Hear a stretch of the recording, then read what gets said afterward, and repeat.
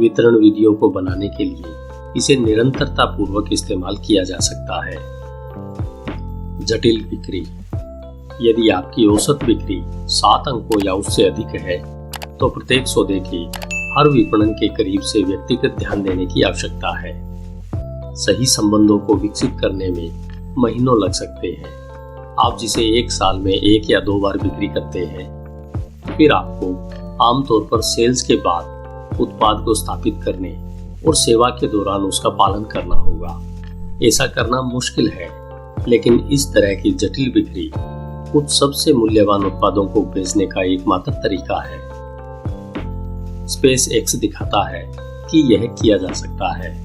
अपने rocket startup launch करने के कुछ ही वर्षों के भीतर एलन मस्क ने नासा को स्पेस एक्स से एक नए डिजाइन किए गए जहाज के साथ हटाई गई अंतरिक्ष शटल को बदलने के लिए अरब डॉलर के अनुबंधों पर हस्ताक्षर करने के लिए राजी किया। राजनीति सामान्य रूप से तकनीकी चालाकी के रूप में बड़े सौदों में मायने रखती है, इसलिए यह आसान नहीं था। स्पेस एक्स ज्यादातर कैलिफोर्निया में 3000 से अधिक लोगों को रोजगार देता है।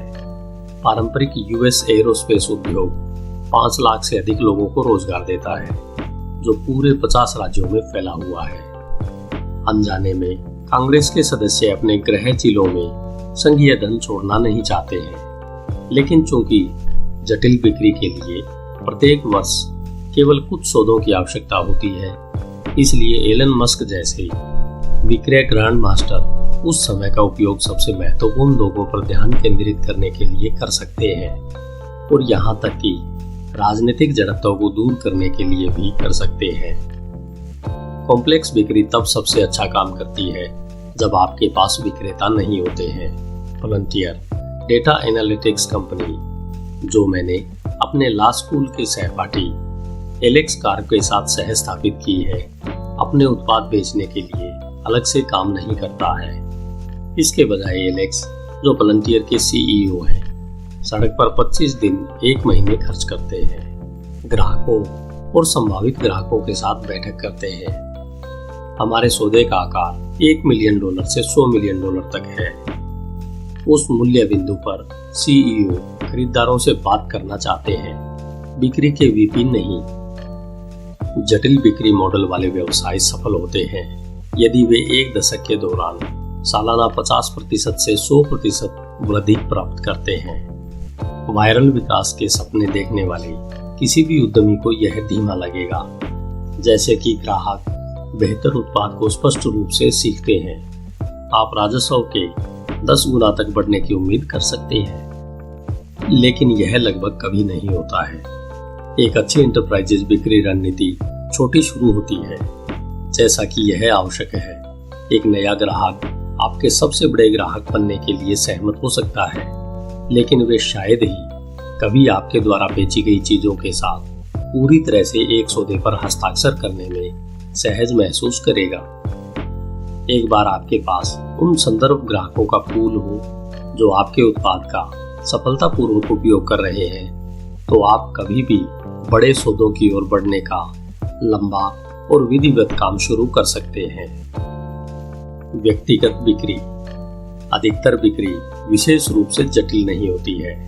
औसत आकार सौदे $10,000 और $1 लाख के बीच हो सकते हैं, और आमतौर पर इसे सीईओ को खुद बेचने की जरूरत नहीं होती है। यहाँ चुनौती किसी विशेष बिक्री को बनाने के बारे में नहीं है, लेकिन एक प्रक्रिया कैसे स्थापित करें जिससे मामूली आकार की बिक्री टीम उत्पाद को व्यापक ग्राहकों तक ले जा सके। 2008 में बॉक्स के पास क्लाउड में सुरक्षित रूप से और आसानी से डेटा को स्टोर करने का एक अच्छा तरीका था, लेकिन लोगों को पता नहीं था कि उन्हें ऐसी चीज की जरूरत है। क्लाउड कंप्यूटिंग अभी तक लोगों की पहुंच में नहीं था। उस गर्मी में ब्लैक को बॉक्स के तीसरे विक्रेता के रूप में बदलने में मदद करने के लिए हायर किया गया था। उन्होंने उपयोगकर्ताओं के छोटे समूह से शुरू किया, जिसके पास एक फाइल शेयर करने की सबसे गंभीर समस्या थी। बॉक्स के बिक्री प्रतिनिधि ने कंपनी के प्रत्येक ग्राहक से संबंध स्थापित किया। 2009 में ब्लेक ने स्टैनफोर्ड स्लीप क्लिनिक में एक छोटा सा बॉक्स अकाउंट बेचा, जहां शोधकर्ताओं को प्रयोगात्मक डेटा स्टोर करने के लिए एक आसान, सुरक्षित तरीका चाहिए। आज विश्वविद्यालय अपने छात्रों और संकाय सदस्यों में से प्रत्येक को स्टैनफोर्ड ब्रांडेड बॉक्स अकाउंट प्रदान करता है और स्टैनफोर्ड हॉस्पिटल बॉक्स पर चलता है। यह उद्यम के व्यापक समाधान पर विश्वविद्यालय के प्रेसिडेंट को बेचने के लिए कोशिश शुरू कर दी थी, लेकिन बॉक्स कुछ भी नहीं बेच पाया। एक जटिल बिक्री दृष्टिकोण बॉक्स को स्टार्टअप विफलता मान लिया। इसके बजाय व्यक्तिगत बिक्री ने इसे $1 अरब का कारोबार बना दिया। कभी कभी उत्पाद ही एक प्रकार का वितरण होता है। जोगडाक एक संस्थापक फंड पोर्टफोलियो कंपनी है जो लोगों को चिकित्सा नियुक्तियों को ऑनलाइन ढूंढने और बुक करने में सहायता करती है। कंपनी अपने नेटवर्क में शामिल होने के लिए डॉक्टरों से प्रति माह कुछ $100 चार्ज करती है। केवल कुछ $1000 के औसत आकार के सौदों के लिए जोगडाक को बहुत सारे विक्रेताओं की जरूरत है, इतने सारे कि उनके पास आंतरिक भर्ती टीम है, वो भी कुछ नहीं करने के लिए। लेकिन डॉक्टरों को व्यक्तिगत बिक्री करना सिर्फ राजस्व में नहीं आता है। नेटवर्क में डॉक्टरों को जोड़कर विक्रेताओं और उपभोक्ताओं के लिए व्यापक अधिक मूल्यवान बनाते हैं। हर महीने 5 मिलियन से अधिक लोग पहले से ही सेवा का उपयोग करते हैं और यदि यह अधिकांश व्यवसायियों को शामिल करने के लिए अपने नेटवर्क को स्केल करना जारी रख सकता है तो यह यूएस स्वास्थ्य देखभाल उद्योग के लिए एक मौलिक उपयोगिता बन जाएगा। डिस्ट्रीब्यूशन डोलड्रम व्यक्तिगत बिक्री और पारंपरिक विज्ञापन के बीच एक डेड एरिया है। मान लें कि आप एक सॉफ्टवेयर सेवा बनाते हैं जो सुविधा स्टोर मालिकों को उनकी सूची ट्रैक करने और ऑर्डर करने में सहायता करता है। $1000 कीमत वाले उत्पाद के लिए छोटे व्यवसायों तक पहुंचने के लिए कोई अच्छा वितरण चैनल नहीं हो सकता ताकि वे इसे खरीद सके। यदि आपके पास स्पष्ट मूल्य प्रस्ताव है तो आप इसे ग्राहकों को कैसे सुना सकते हैं? या तो विज्ञापन बहुत व्यापक होगा या बहुत अक्षम होगा। ऐसे उत्पाद को व्यक्तिगत बिक्री प्रयास की आवश्यकता होती है, लेकिन उस मूल्य बिंदु पर आपके पास प्रत्येक संभावित ग्राहक से बात करने के लिए वास्तविक व्यक्ति को भेजने के लिए संसाधन नहीं होते हैं। यही कारण है कि बहुत से छोटे और मध्यम आकार के व्यवसाय ऐसे उपकरण का उपयोग नहीं करते हैं जिनका उपयोग बड़ी कंपनियों के लिए किया जाता है। लेकिन इसका मतलब यह नहीं कि व्यवसाय मालिक स्वामित्व में पिछड़े हैं या उनके पास अच्छे उपकरण मौजूद नहीं है। यह तो केवल वितरण की छिपी हुई बाधा है। विपणन और विज्ञापन तुलनात्मक रूप से कम कीमत वाले उत्पादों के लिए विपणन और विज्ञापन कार्य जिनमें वायरल वितरण की कोई विधि नहीं है, केवल अपील है। प्रॉक्टर एंड गैम्बल दरवाजे से लेकर घरेलू कपड़े धोने के डिटर्जेंट के लिए विक्रेता लोगों को भुगतान नहीं कर सकता है। अपने अंतिम उपयोगकर्ता तक पहुंचने के लिए एक पैकेज किए गए सामान कंपनी को टेलीविजन विज्ञापनों, प्रिंट कूपन का उत्पादन करना पड़ता है। समाचार पत्रों में और ध्यान आकर्षित करने के लिए अपने उत्पाद बक्से डिजाइन किए हैं। विज्ञापन स्टार्टअप के लिए भी काम कर सकता है, लेकिन केवल तभी जब आपके ग्राहक अधिग्रहण लागत और ग्राहक आजीवन मूल्य हर दूसरे वितरण चैनल को असंभव बनाते हैं। ई कॉमर्स स्टार्टअप आरबी पार्कर पर विचार करें, जो खुदरा आईवेयर वितरकों को बिक्री अनुबंध के बजाय ऑनलाइन फैशनेबल चश्मा डिजाइन और प्रिस्क्रिप्शन बेचता है। प्रत्येक जोड़ी लगभग $100 से शुरू होती है, इसलिए मानते हैं कि औसत ग्राहक अपने जीवन काल में कुछ जोड़े खरीदता है। कंपनी का CLV कुछ $100 है। प्रत्येक लेन देन पर व्यक्तिगत ध्यान देने के लिए यह बहुत कम है, लेकिन दूसरी ओर भौतिक उत्पाद सौदे वास्तव में वायरल नहीं होते हैं। विज्ञापन चलाकर और क्विर्की टीवी विज्ञापनों को बनाकर वारबी लाखों चश्मा ग्राहकों के सामने अपनी बेहतर कम महंगी पेशकश करने में सक्षम है। कंपनी स्पष्ट रूप से अपनी वेबसाइट पर बताती है कि टीवी एक बड़ा मेगाफोन है और जब आप केवल नए ग्राहक को प्राप्त करने के लिए दर्जनों डॉलर खर्च कर सकते हैं तो आपको सबसे बड़ा मेगाफोन चाहिए जो आपको मिल सकता है। प्रत्येक उद्यमी एक ईर्ष्या पहचानने योग्य विज्ञापन अभियान, लेकिन स्टार्टअप को सबसे यादगार टीवी स्पॉट या सबसे विस्तृत पीआर स्टंट पर रखने के लिए अंतहीन प्रतियोगिता में बड़ी कंपनियों के साथ प्रतिस्पर्धा करने के लिए प्रलोभन का विरोध करना चाहिए। मुझे अपने अनुभव से यह पता है। पेपाल में हमने जेम्स डोहन को हायर किया था, जिन्होंने हमारे आधिकारिक प्रवक्ता बनने के लिए स्टार ट्रैक पर स्केटी खेला। जब हमने पाम पिलोट के लिए अपना पहला सॉफ्टवेयर जारी किया तो हमने पत्रकारों को एक कार्यक्रम में आमंत्रित किया जहां वे जेम्स की इस अमर लाइन को पढ़ सकते थे। मैं अपने पूरे करियर में लोगों को डुबो रहा हूँ, लेकिन यह पहली बार है जब मैं उन्हें पैसे बनवाने के लिए सक्षम हूँ। यह फ्लॉप रहा। कुछ पत्रकार जो वास्तव में घटना को कवर करने के लिए आए थे वे प्रभावित नहीं हुए थे। हम सभी निरुत्साहित थे, इसलिए हमने सोचा कि स्कॉटी मुख्य अभियंता कप्तान क्रिक की तुलना में अधिक अधिकार के साथ उपभोक्ताओं से बात कर सकते थे। हम गलत थे। जब PrinceLine.com विलियम शतरन टीवी स्पोर्ट की एक प्रसिद्ध श्रृंखला में उनके लिए काम किया, लेकिन तब तक प्रिंसलाइन एक प्रमुख खिलाड़ी था। शुरुआती चरण में स्टार्टअप बड़ी कंपनियों के विज्ञापन बजट से मेल नहीं खा सकता है। Viral marketing.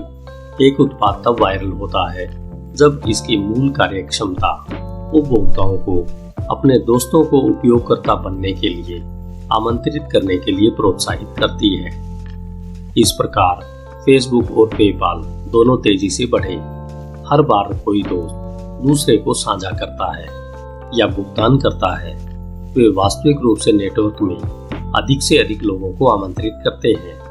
यह सिर्फ रास्ता नहीं है, यह तेज भी है।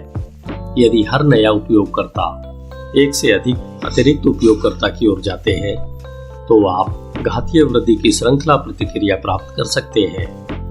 आदर्श वायरल पोस्ट जितना संभव हो उतना तेज होना चाहिए। मनोरंजक YouTube वीडियो या इंटरनेट के पास लाखों विचार बहुत जल्दी खोजे जाते हैं क्योंकि वे बेहद कम समय में पहुंच सकते हैं, क्योंकि वे उनके पास हैं जिन्हें वे आपको बताते हैं। लोग बिल्ली के बच्चे को देखते हैं, वार्म महसूस करते हैं और अपने दोस्त को फॉरवर्ड करते हैं। पेपाल में हमारा प्रारंभिक उपयोगकर्ता आधार 24 लोगों का था, जिनमें से सभी पेपाल में काम करते थे। बैनर विज्ञापन के माध्यम से ग्राहकों को आकर्षित करना बहुत महंगा साबित हुआ। हालांकि लोगों को सीधे साइन अप करने के लिए भुगतान करके और फिर मित्रों को रेफरल करने के लिए उन्हें अधिक भुगतान करके हमने असाधारण वृद्धि हासिल की। इस रणनीति में हमें प्रति ग्राहक $20 खर्च आया, लेकिन इससे दैनिक विकास में 7% की वृद्धि हुई, जिसका अर्थ है कि हमारा उपयोगकर्ता आधार लगभग 10 दिनों में दोगुना हो चुका था। 4 या 5 महीनों बाद हमारे पास सैकड़ों हजारों उपयोगकर्ता थे और हमारे ग्राहक अधिग्रहण लागत से काफी कम फीस के साथ धन पाने की सेवा प्राप्त करके एक महान कंपनी बनाने का एक व्यवहार्य अवसर था। वायरल क्षमता वाले बाजार के सबसे महत्वपूर्ण खंड पर हावी होने वाला कोई भी व्यक्ति पूरे बाजार में आखिरी प्रेरक होगा। पेपाल में हम अधिक उपयोगकर्ताओं को शामिल नहीं करना चाहते थे। हम पहले सबसे मूल्यवान उपयोगकर्ताओं को प्राप्त करना चाहते थे। ईमेल आधारित भुगतानों में सबसे स्पष्ट बाजार अब भी लाखों प्रवासी वेस्टर्न यूनियन और वायर का उपयोग करके अपने परिवारों को डॉलर भेज रहे थे। हमारे उत्पाद ने इसे इतना आसान बना दिया, लेकिन फिर भी लेन देन बहुत कम थे। हमें ईबे की नीलामी बाजार के माध्यम से ऑनलाइन सामान बेचने वाले पेशेवर विक्रेताओं ने ईबे पावर सेलर्स में एक सेगमेंट के साथ एक छोटे से उच्च बाजार की आवश्यकता थी, जिनकी संख्या केवल 20,000 थी। अधिकांश में कई नीलामी होती थी और उन्होंने लगभग उतना ही खरीदा जितना उन्होंने बेचा। इसका मतलब भुगतान की निरंतर धारा थी, और क्योंकि भुगतान की समस्या का ईबे का अपना समाधान जबरदस्त था, इसलिए ये व्यापारी बेहद उत्साही थे और प्रारंभिक प्रयोग के बाद ही इसे अपनाने वाले थे। एक बार पेपाल इस सेगमेंट पर हावी हो गया और ईबे के लिए भुगतान मंच बन गया तो ईबे पर कोई और पकड़ नहीं बना पाया था। वितरण का पावर लॉ। किसी भी व्यवसाय के लिए इन विधियों में से एक दूसरे की तुलना में कहीं अधिक शक्तिशाली होने की संभावना है। वितरण अपने आप के एक पावर कानून का पालन करता है। यह ज्यादातर उद्यमियों के लिए सहज ज्ञान है, जो मानते हैं कि इससे भी अधिक हो सकता है, लेकिन कुछ विक्रेता लोगों को रोजगार, कुछ पत्रिका विज्ञापन और उत्पाद की वायरल कार्यक्षमता को विचार करने व जोड़ने पर प्रयास करें, लेकिन यह काम नहीं करता है। अधिकांश व्यवसायों को काम करने के लिए शून्य वितरण चैनल मिलते हैं। खराब उत्पाद की बजाय खराब बिक्री विफलता का सबसे आम कारण है। यदि आप काम करने के लिए सिर्फ एक वितरण चैनल बना सकते हैं तो आपके पास एक अच्छा व्यवसाय है। यदि आप एक साथ कई के लिए प्रयास करते हैं तो आप समाप्त हो जाएंगे। गैर ग्राहकों को बेचना। आपकी कंपनी को अपने उत्पाद से अधिक बेचने की जरूरत है। आपको अपनी कंपनी को कर्मचारियों और निवेशकों को भी बेचना होगा। झूठ का एक मानव संसाधन संस्करण है कि महान उत्पाद ही बिकते हैं। यह कंपनी इतनी अच्छी है कि लोग इसमें शामिल होने के लिए प्रयास करेंगे, और एक धन उगाने वाला संस्करण भी है। यह कंपनी इतनी महान है कि निवेशक निवेश करने के लिए हमारे दरवाजे को टक्कर मारेंगे। मीडिया में अपनी कंपनी को बेचना हर किसी को बेचने का एक आवश्यक हिस्सा है। जो सहजता से मीडिया पर अविश्वास करते हैं अक्सर इसे अनदेखा करने की कोशिश करने की गलती करते हैं। लेकिन जैसे ही आप लोगों को कभी भी किसी भी वितरण रणनीति के बिना अपने स्पष्ट गुणों पर बेहतर उत्पाद खरीदने की उम्मीद नहीं कर सकते, आपको कभी यह नहीं मानना चाहिए कि लोग सार्वजनिक संबंध रणनीति के बिना अपनी कंपनी की प्रशंसा करेंगे। यहाँ तक कि यदि आपके विशेष उत्पाद को ग्राहकों को प्राप्त करने के लिए मीडिया एक्सपोजर की आवश्यकता नहीं है, आपके पास वायरल वितरण रणनीति है जो प्रेस निवेशकों और कर्मचारियों को आकर्षित करने में मदद कर सकती है। भर्ती के लायक कोई भी संभावित कर्मचारी अपना परिश्रम करेगा, और जब वह आपको गूगल पर खोजता है तो वह क्या पाता है या उसे क्या नहीं मिलता है, तो यह आपकी कंपनी की सफलता के लिए महत्वपूर्ण होगा। हर कोई बेच रहा है। एक्सपर्ट्स चाहते हैं कि वितरण को अनदेखा किया जा सके और सेल्समैन दूसरे ग्रह पर चले जाएं।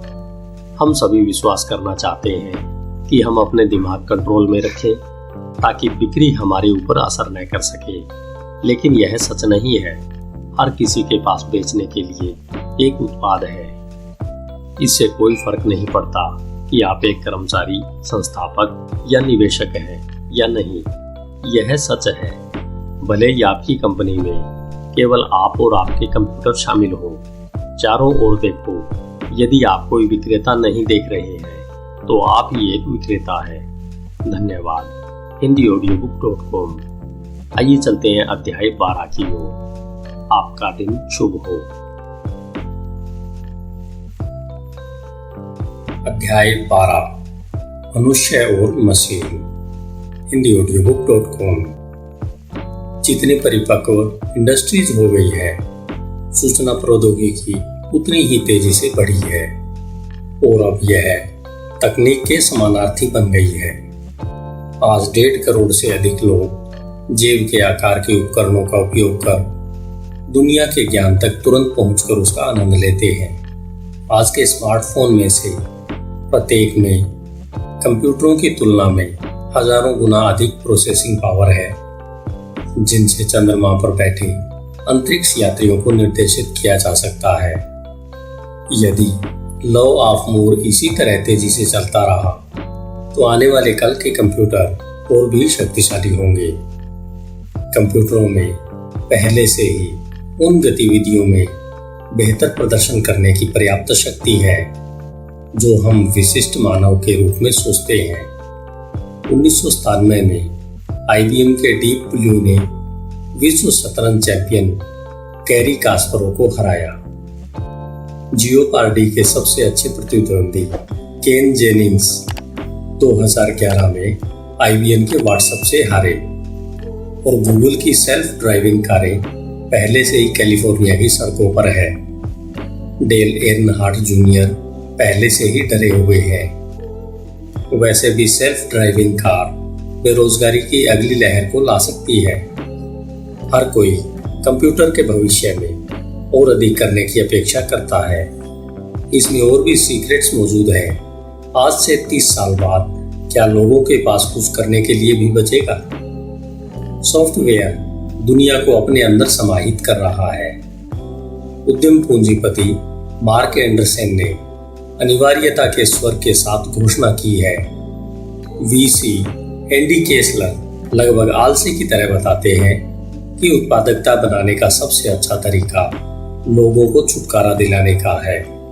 और फोर्ब्स पत्रिका ने पाठकों से पूछा कि क्या एक मशीन आपको बदल देगी?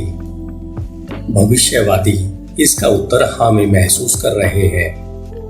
लुडिसाइड्स इस बारे में बहुत चिंतित है कि इसे बदलने की बजाय वे नई तकनीक का निर्माण ही बंद कर देंगे। कोई भी पक्ष इस आधार पर सवाल नहीं करता कि बेहतर कंप्यूटर मानव श्रमिकों को जरूरी रूप से बदल देगा, लेकिन वह आधार गलत है। कंप्यूटर मनुष्यों के लिए जरूरी है, विकल्प नहीं। आने वाले दशकों के सबसे महत्वपूर्ण व्यवसाय उन उद्यमियों द्वारा बनाए जाएंगे जो उन्हें अप्रचलित बनाने की बजाय लोगों को सशक्त करना चाहेंगे। विकल्प बनाम पूरक। 15 साल पहले अमेरिकी मजदूर सस्ते मैक्सिकन मजदूरों के विकल्पों से प्रतिस्पर्धा के बारे में चिंतित थे। अब यह समझ में आया कि इंसान वास्तव में एक दूसरे के लिए विकल्प हो सकते हैं। आज लोग सोचते हैं कि वे रास पैरोड की विशाल ध्वनि को एक बार फिर सुन सकते हैं, लेकिन वे इसे टिजुआना के कटलेट कारखानों के बजाय टेक्सास में कहीं सर्वर फील्ड में इसे पाते हैं। अमेरिकियों को निकट भविष्य में प्रौद्योगिकी से डर है, क्योंकि वे इसे निकटतम वैश्वीकरण की पुनरावृत्ति के रूप में देखते हैं। लेकिन हालात बहुत अलग हैं। लोग नौकरियों और संसाधनों के लिए प्रतिस्पर्धा करते हैं, कंप्यूटर प्रतिस्पर्धा नहीं करते हैं। वैश्वीकरण मतलब विकल्प। जब पेरो ने विदेशी प्रतिस्पर्धा के बारे में चेतावनी दी तो जॉर्ज डब्ल्यू बुश और बिल क्लिंटन दोनों ने मुक्त व्यापार के सुसमाचार का प्रसार किया, क्योंकि प्रत्येक व्यक्ति के पास कुछ विशेष नौकरी के सापेक्ष ताकत होती है। सिद्धांत रूप में अर्थव्यवस्था जब अधिक धन कमाती है जब लोग अपने फायदों के अनुसार विशेषज्ञ होते हैं और फिर व्यापार करते हैं। व्यवहारिक रूप से यह स्पष्ट नहीं है कि कम श्रमिकों के लिए मुक्त व्यापार कितना अच्छा काम करता है। तुलनात्मक लाभ में बड़ी विसंगति होने पर व्यापार से सबसे बड़ा लाभ होता है, लेकिन मजदूरों की वैश्विक आपूर्ति बेहद कम मजदूरी पर दोहराव वाले कार्यों को करने को मजबूर होते हैं। लोग श्रमिकों की आपूर्ति करने के लिए प्रतिस्पर्धा नहीं करते हैं, वे एक ही संसाधन की मांग करते हैं। जबकि अमेरिकी उपभोक्ताओं को चीन के सस्ते खिलौने और वस्त्रों को खरीदने से फायदा हुआ है। उन्हें लाखों चीनी मोटर चालकों द्वारा वांछित गैसोलीन के लिए उच्च कीमतों का भुगतान करना पड़ा है। चाहे लोग सैन डिएगो में, शंघाई या फिश टैकोस में शार्क फिन खाते हैं, सभी को भोजन की जरूरत है और सभी को घर की आवश्यकता है। लेकिन इच्छा निर्वाह पर नहीं रुकती। लोग वैश्वीकरण जारी रखने के लिए और अधिक मांग करते हैं।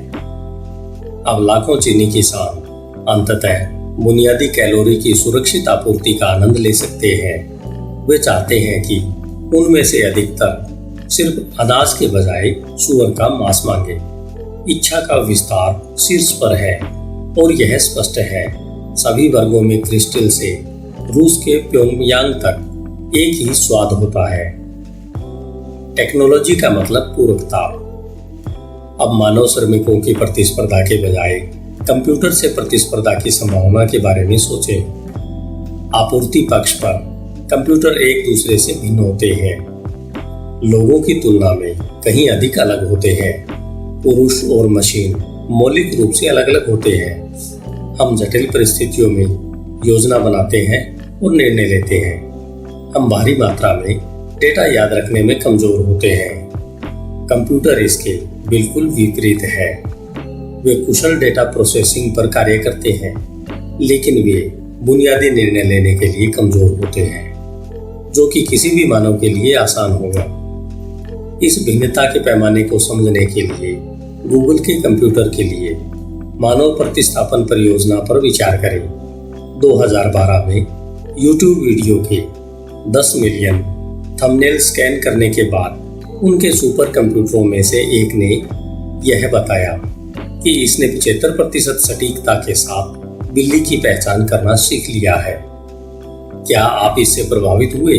बिल्कुल नहीं, क्योंकि 4 वर्षीय बच्चा भी इसे निर्दोष तरीके से कर सकता है।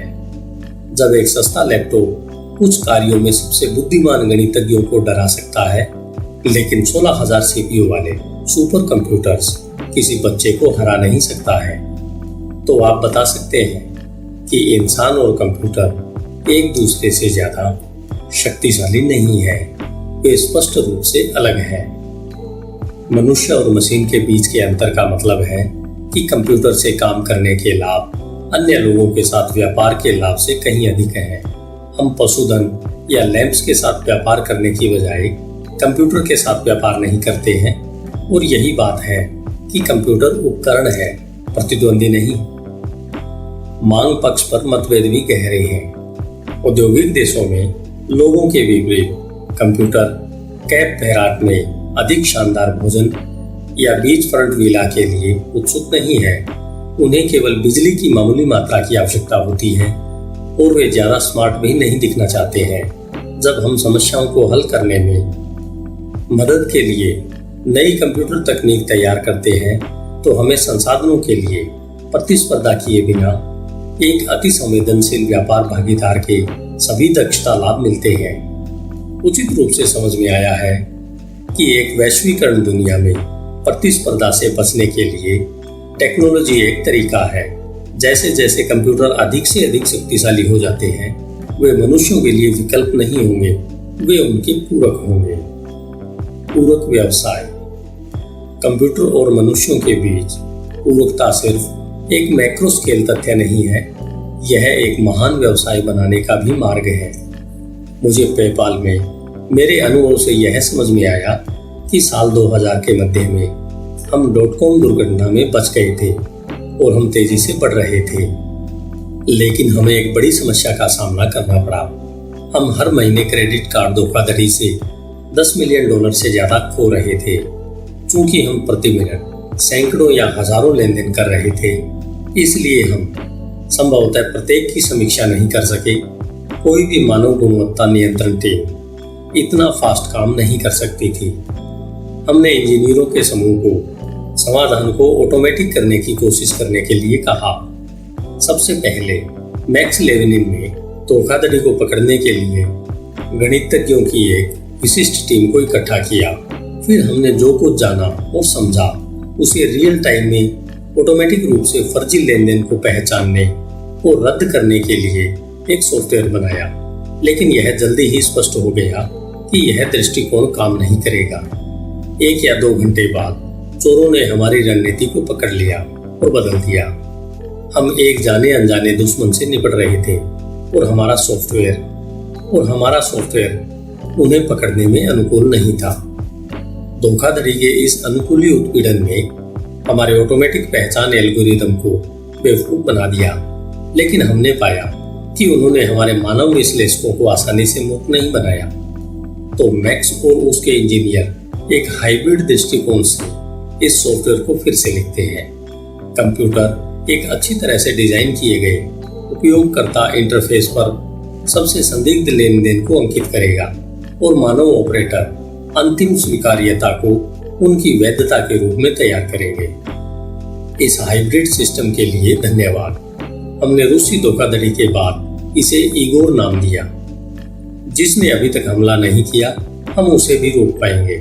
हमने 2002 की पहली तिमाही में हमने अपना पहला त्रैमासिक मुनाफा बदल दिया।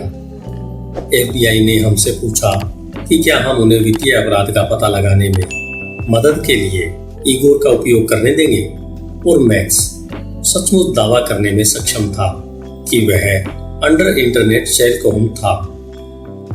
इस तरह के मैन मशीन सिम्बायोसिस ने पेपाल को व्यवसाय में रहने में सक्षम बनाया, जिसने बदले में हजारों छोटे व्यवसायों को इंटरनेट पर पढ़ने के लिए आवश्यक भुगतान स्वीकार करने में सक्षम बनाया। मैन मशीन समाधान के बिना इसमें से कोई भी संभव नहीं था, भले ही अधिकांश लोग इसे कभी देख नहीं पाएंगे या इसके बारे में कभी सुनेंगे भी। 2002 में पेपाल बेचने के बाद मैंने इस बारे में सोचना जारी रखा। यदि मनुष्य और कंप्यूटर अकेले ही नाटकीय रूप से बेहतर परिणाम प्राप्त कर सकते, तो इस मूल सिद्धांत पर अन्य मूल्यवान व्यवसाय कैसे बनाए जा सकते हैं। अगले साल मैंने एक नए स्टार्टअप विचार पर एक पुराने इंजीनियर स्टैनफोर्ड सहपाठी एलेक्स कार्प को और एक सॉफ्टवेयर इंजीनियर स्टीफन कोहेन से बातचीत कर तैयार किया। हम आतंकवादी नेटवर्क और वित्तीय धोखाधड़ी की पहचान के लिए पेपाल की सुरक्षा प्रणाली से मानव कंप्यूटर हाइब्रिड दृष्टिकोण का उपयोग करेंगे। हम पहले से ही जानते थे कि FBI हमें दिलचस्पी ले रहा था, और 2004 में हमने एक सॉफ्टवेयर कंपनी पलंटियर की स्थापना की, जो लोगों को जानकारी के अलग अलग स्रोतों से आंतरिक जानकारी निकालने में मदद करती है। कंपनी 2004 में $1 बिलियन की बिक्री बुक करने के ट्रैक पर है, और फोर्ब्स ने ओसामा बिन लादेन को ढूंढने में, सरकार की मदद करने में अपनी अफवाह भूमिका के लिए पलंटियर के सॉफ्टवेयर को हत्यारा ऐप कहा है। हमारे पास उस ऑपरेशन से साझा करने के लिए कोई विवरण नहीं है, लेकिन हम कह सकते हैं कि न तो मानव खुफिया तंत्र और न ही कंप्यूटर अकेले हमें सुरक्षित बनाएंगे। अमेरिका की 2 सबसे बड़ी जासूस एजेंसियां विपरीत दृष्टिकोण अपनाती है। केंद्रीय खुफिया एजेंसी उन जासूसों द्वारा संचालित होती है जो मनुष्यों को विशेषाधिकार देते हैं। राष्ट्रीय सुरक्षा एजेंसी उन जनरलों द्वारा संचालित होती है जो कंप्यूटर को प्राथमिकता देते हैं। CIA विश्लेषकों को इतने शोर से गुजरना पड़ता है कि सबसे गंभीर खतरों की पहचान करना बहुत मुश्किल है। NSA कंप्यूटर बड़ी मात्रा में डेटा संसाधित कर सकते हैं, लेकिन अकेले मशीनें अधिकृत रूप से निर्धारित नहीं कर सकती है कोई आतंकवादी कार्रवाई कर रहा है या नहीं।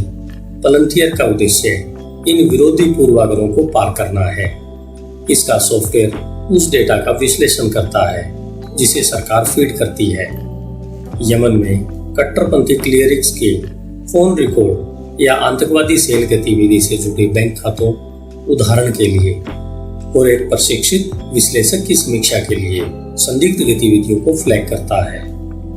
आतंकवादियों को ढूंढने में मदद के अलावा पलंटियर के सॉफ्टवेयर का उपयोग करने वाले विश्लेषक यह अनुमान लगाने में सक्षम हुए हैं कि अफगानिस्तान में विद्रोहियों ने EED कब लगाया था। हाई प्रोफाइल चाइल्ड पोर्नोग्राफी व देह व्यापार मामलों पर मुकदमा चलाया। भोजन संबंधी बीमारी के प्रकोप से लड़ने में रोग नियंत्रण और रोकथाम के केंद्रों का समर्थन किया, और उन्नत धोखाधड़ी का पता लगाने के माध्यम से सालाना वाणिज्यिक बैंकों और सरकार के लाखों डॉलर बचाए। उन्नत सॉफ्टवेयर ने इसे संभव बनाया, लेकिन इसके साथ मानव विश्लेषकों, अभियोजकों, वैज्ञानिकों और वित्तीय पेशेवर भी अधिक महत्वपूर्ण थे, जिनकी सक्रिय सहभागिता के बिना सॉफ्टवेयर बेकार था। सोचें कि पेशेवर आज अपनी नौकरियों में क्या करते हैं। वकीलों को कई अलग अलग तरीकों से कांटेदार समस्याओं के समाधान को स्पष्ट करने में सक्षम होना चाहिए। चिकित्सकों को गैर विशेषज्ञ रोगियों को संवाद करने की क्षमता के साथ नैदानिक समझ से अपनाने की आवश्यकता है, और अच्छे शिक्षक सिर्फ अपने विषयों में विशेषज्ञ नहीं हैं, उन्हें यह भी समझना चाहिए कि विभिन्न व्यक्तियों के हितों और सिखाने की शैलियों को व उनके निर्देश को कैसे तैयार किया जाए। कंप्यूटर इन कार्यों में से कुछ करने में सक्षम हो सकते हैं, लेकिन वे उन्हें प्रभावी ढंग से संयोजित नहीं कर सकते। कानून, चिकित्सा और शिक्षा में बेहतर तकनीक पेशेवरों को प्रतिस्थापित नहीं करेंगी, यह उन्हें और भी करने की अनुमति देगा। लिंक्डइन ने भर्ती करने वालों के लिए बिल्कुल ऐसा किया है। जब 2003 में लिंक्डइन की स्थापना हुई तो उन्होंने राहत की आवश्यकता में अलग दर्द बिंदु खोजने के लिए भर्ती करने वालों को मतदान नहीं किया और उन्होंने सॉफ्टवेयर बनाने की कोशिश नहीं की जो भर्तीकर्ताओं को पूरी तरह से बदल देगा। भर्ती भाग जासूसी कार्य है और भाग बिक्री है। आपको आवेदकों के इतिहास की जांच करना, उनके उद्देश्यों और संगतता का आकलन करना है और सबसे अधिक आशाजनक लोगों को आपसे जुड़ने के लिए राजी करना है। कंप्यूटर के साथ उन सभी कार्यों को प्रभावी ढंग से बदलना असंभव होगा। इसके बजाय लिंक्डइन ने यह बदलने के लिए तैयार किया कि भर्ती करने वालों ने अपनी नौकरियां कैसे की। आज 97% से अधिक भर्तीकर्ता लिंक्डइन का उपयोग करते हैं और स्रोत नौकरी उम्मीदवारों को इसकी शक्तिशाली खोज और फिल्टरिंग कार्यक्षमता का उपयोग करते हैं और नेटवर्क सैकड़ों लाख पेशेवरों के लिए भी मूल्य बनाता है जो अपने निजी ब्रांड को प्रबंधन करने के लिए इसका उपयोग करते हैं। अगर लिंक्डइन ने तकनीक के साथ भर्ती करने वालों को बस बदलने की कोशिश नहीं की होती तो आज उनके पास कोई व्यवसाय नहीं होता। कंप्यूटर विज्ञान की विचारधारा। इतने सारे लोग उर्वरकता की शक्ति को क्यों नहीं पहचान सकते? यह स्कूल में शुरू होता है। सॉफ्टवेयर इंजीनियर उन परियोजनाओं पर काम करते हैं जो मानव प्रयासों को प्रतिस्थापित करते हैं क्योंकि यही वह है जो उन्हें करने के लिए प्रशिक्षित किया जाता है। अकादमिक विशेष शोध के माध्यम से अपनी प्रतिष्ठा करते हैं। उनका प्राथमिक लक्ष्य कागजात प्रकाशित करना है और प्रकाशन का अर्थ किसी विशेष अनुशासन की सीमाओं का सम्मान करना है। कंप्यूटर वैज्ञानिकों के लिए इसका मतलब है कि मानव क्षमताओं को विशेष कार्यों में कम करना जिसे कंप्यूटर एक एक करके जीतने के लिए प्रशिक्षित किया जा सकता है। आज कंप्यूटर विज्ञान में सबसे आधुनिक क्षेत्रों को देखें। शब्द मशीन लर्निंग प्रतिस्थापन की इमेजरी को उजागर करता है और इसके बूस्टर मानते हैं कि कंप्यूटर को लगभग कोई कार्य करने के लिए सिखाया जा सकता है जब तक कि हम उन्हें पर्याप्त प्रशिक्षण डेटा फीड देंगे। नेटफ्लिक्स या अमेज़न के किसी भी उपयोगकर्ता ने मशीन सीखने के परिणामों का अनुभव किया है। दोनों कंपनियां आपके देखने और खरीद इतिहास के आधार पर उत्पादों की अनुशंसा करने के लिए एल्गोरिदम का उपयोग करती है। उन्हें अधिक डेटा फीड दें और सिफारिशें हमेशा बेहतर हो जाएगी। गूगल अनुवाद उसी तरह काम करता है जो 80 भाषाओं में से किसी एक में किसी न किसी प्रकार की सेवा योग्य अनुवाद प्रदान करता है क्योंकि सॉफ्टवेयर मानव भाषा को समझता है लेकिन इसके टेक्स्ट के विशाल भंडार के सांख्यिकीय विश्लेषण के माध्यम से पैटर्न निकाले हैं। अन्य बज़वर्ड जो प्रतिस्थापन की ओर पूर्वाग्रह का प्रतीक है बड़ा डेटा है। आज की कंपनियों के डेटा के लिए एक लालसा भूख है, गलती से यह मानते हुए कि अधिक डेटा हमेशा अधिक मूल्यवान होता है, लेकिन बड़ा डेटा आमतौर पर गूंगा डेटा होता है। कंप्यूटर ऐसे पैटर्न ढूंढ सकते हैं जो मनुष्यों को आकर्षित करते हैं, लेकिन वे नहीं जानते कि विभिन्न स्रोतों से पैटर्न की तुलना कैसे करें या जटिल व्यवहारों की व्याख्या कैसे करें। क्रियाशील अंतर्दृष्टि केवल मानव विश्लेषक या सामान्यीकृत कृत्रिम बुद्धि की तरह हो सकती है जो केवल विज्ञान कथा में मौजूद है। हम केवल बड़े डेटा से उत्साहित हुए हैं क्योंकि हम प्रौद्योगिकी का बहिष्कार करते हैं। हम अकेले कंप्यूटरों द्वारा हासिल की गई छोटी सी चीजों से प्रभावित हैं, लेकिन हम पूर्वता की बड़ी उपलब्धियों को अनदेखा करते हैं क्योंकि मानव योगदान उन्हें कम अनैतिक बनाता है। वाटसन, डीपब्ल्यू और हमेशा बेहतर मशीन बनाने के लिए एल्गोरिदम काफी कूल है, लेकिन भविष्य में सबसे मूल्यवान कंपनियां यह नहीं पूछेंगी कि अकेले कंप्यूटरों के साथ क्या समस्याएं हल की जा सकती हैं। इसके बजाय वे पूछेंगे कंप्यूटर कैसे मनुष्यों को कठोर समस्याओं का समाधान करने में मदद कर सकते हैं। स्मार्ट कंप्यूटर मित्र या शत्रु। कंप्यूटिंग का भविष्य अनिवार्य रूप से अज्ञात से भरा है। सीरी और वाटसन जैसे चीजों के हार्बिंगर्स के रूप में कभी कभी स्मार्ट एंड्रामोर्फिडाइज्ड रोबोट बुद्धिमानी को देखने के लिए अभ्यस्त हो गया है। एक बार अगर कंप्यूटरों को हमसे सवाल पूछना पड़े तो वो शायद ये पूछेंगे कि उन्हें हमारे लिए क्यों रहना चाहिए। इस प्रतिस्थापनवादी सोच के लिए तार्किक इंटेलिजेंस को मजबूत एआई कहा जाता है। कंप्यूटर जो हर महत्वपूर्ण आयाम पर मनुष्यों के द्वारा ग्रहण करते हैं। बेशक लूडिसाइड्स इस संभावना से डरते हैं। यह भविष्यवादियों को थोड़ा असहज बनाता है। यह स्पष्ट नहीं है कि मजबूत एआई मानवता को बचाएगा या इसे नष्ट कर देगा या नहीं।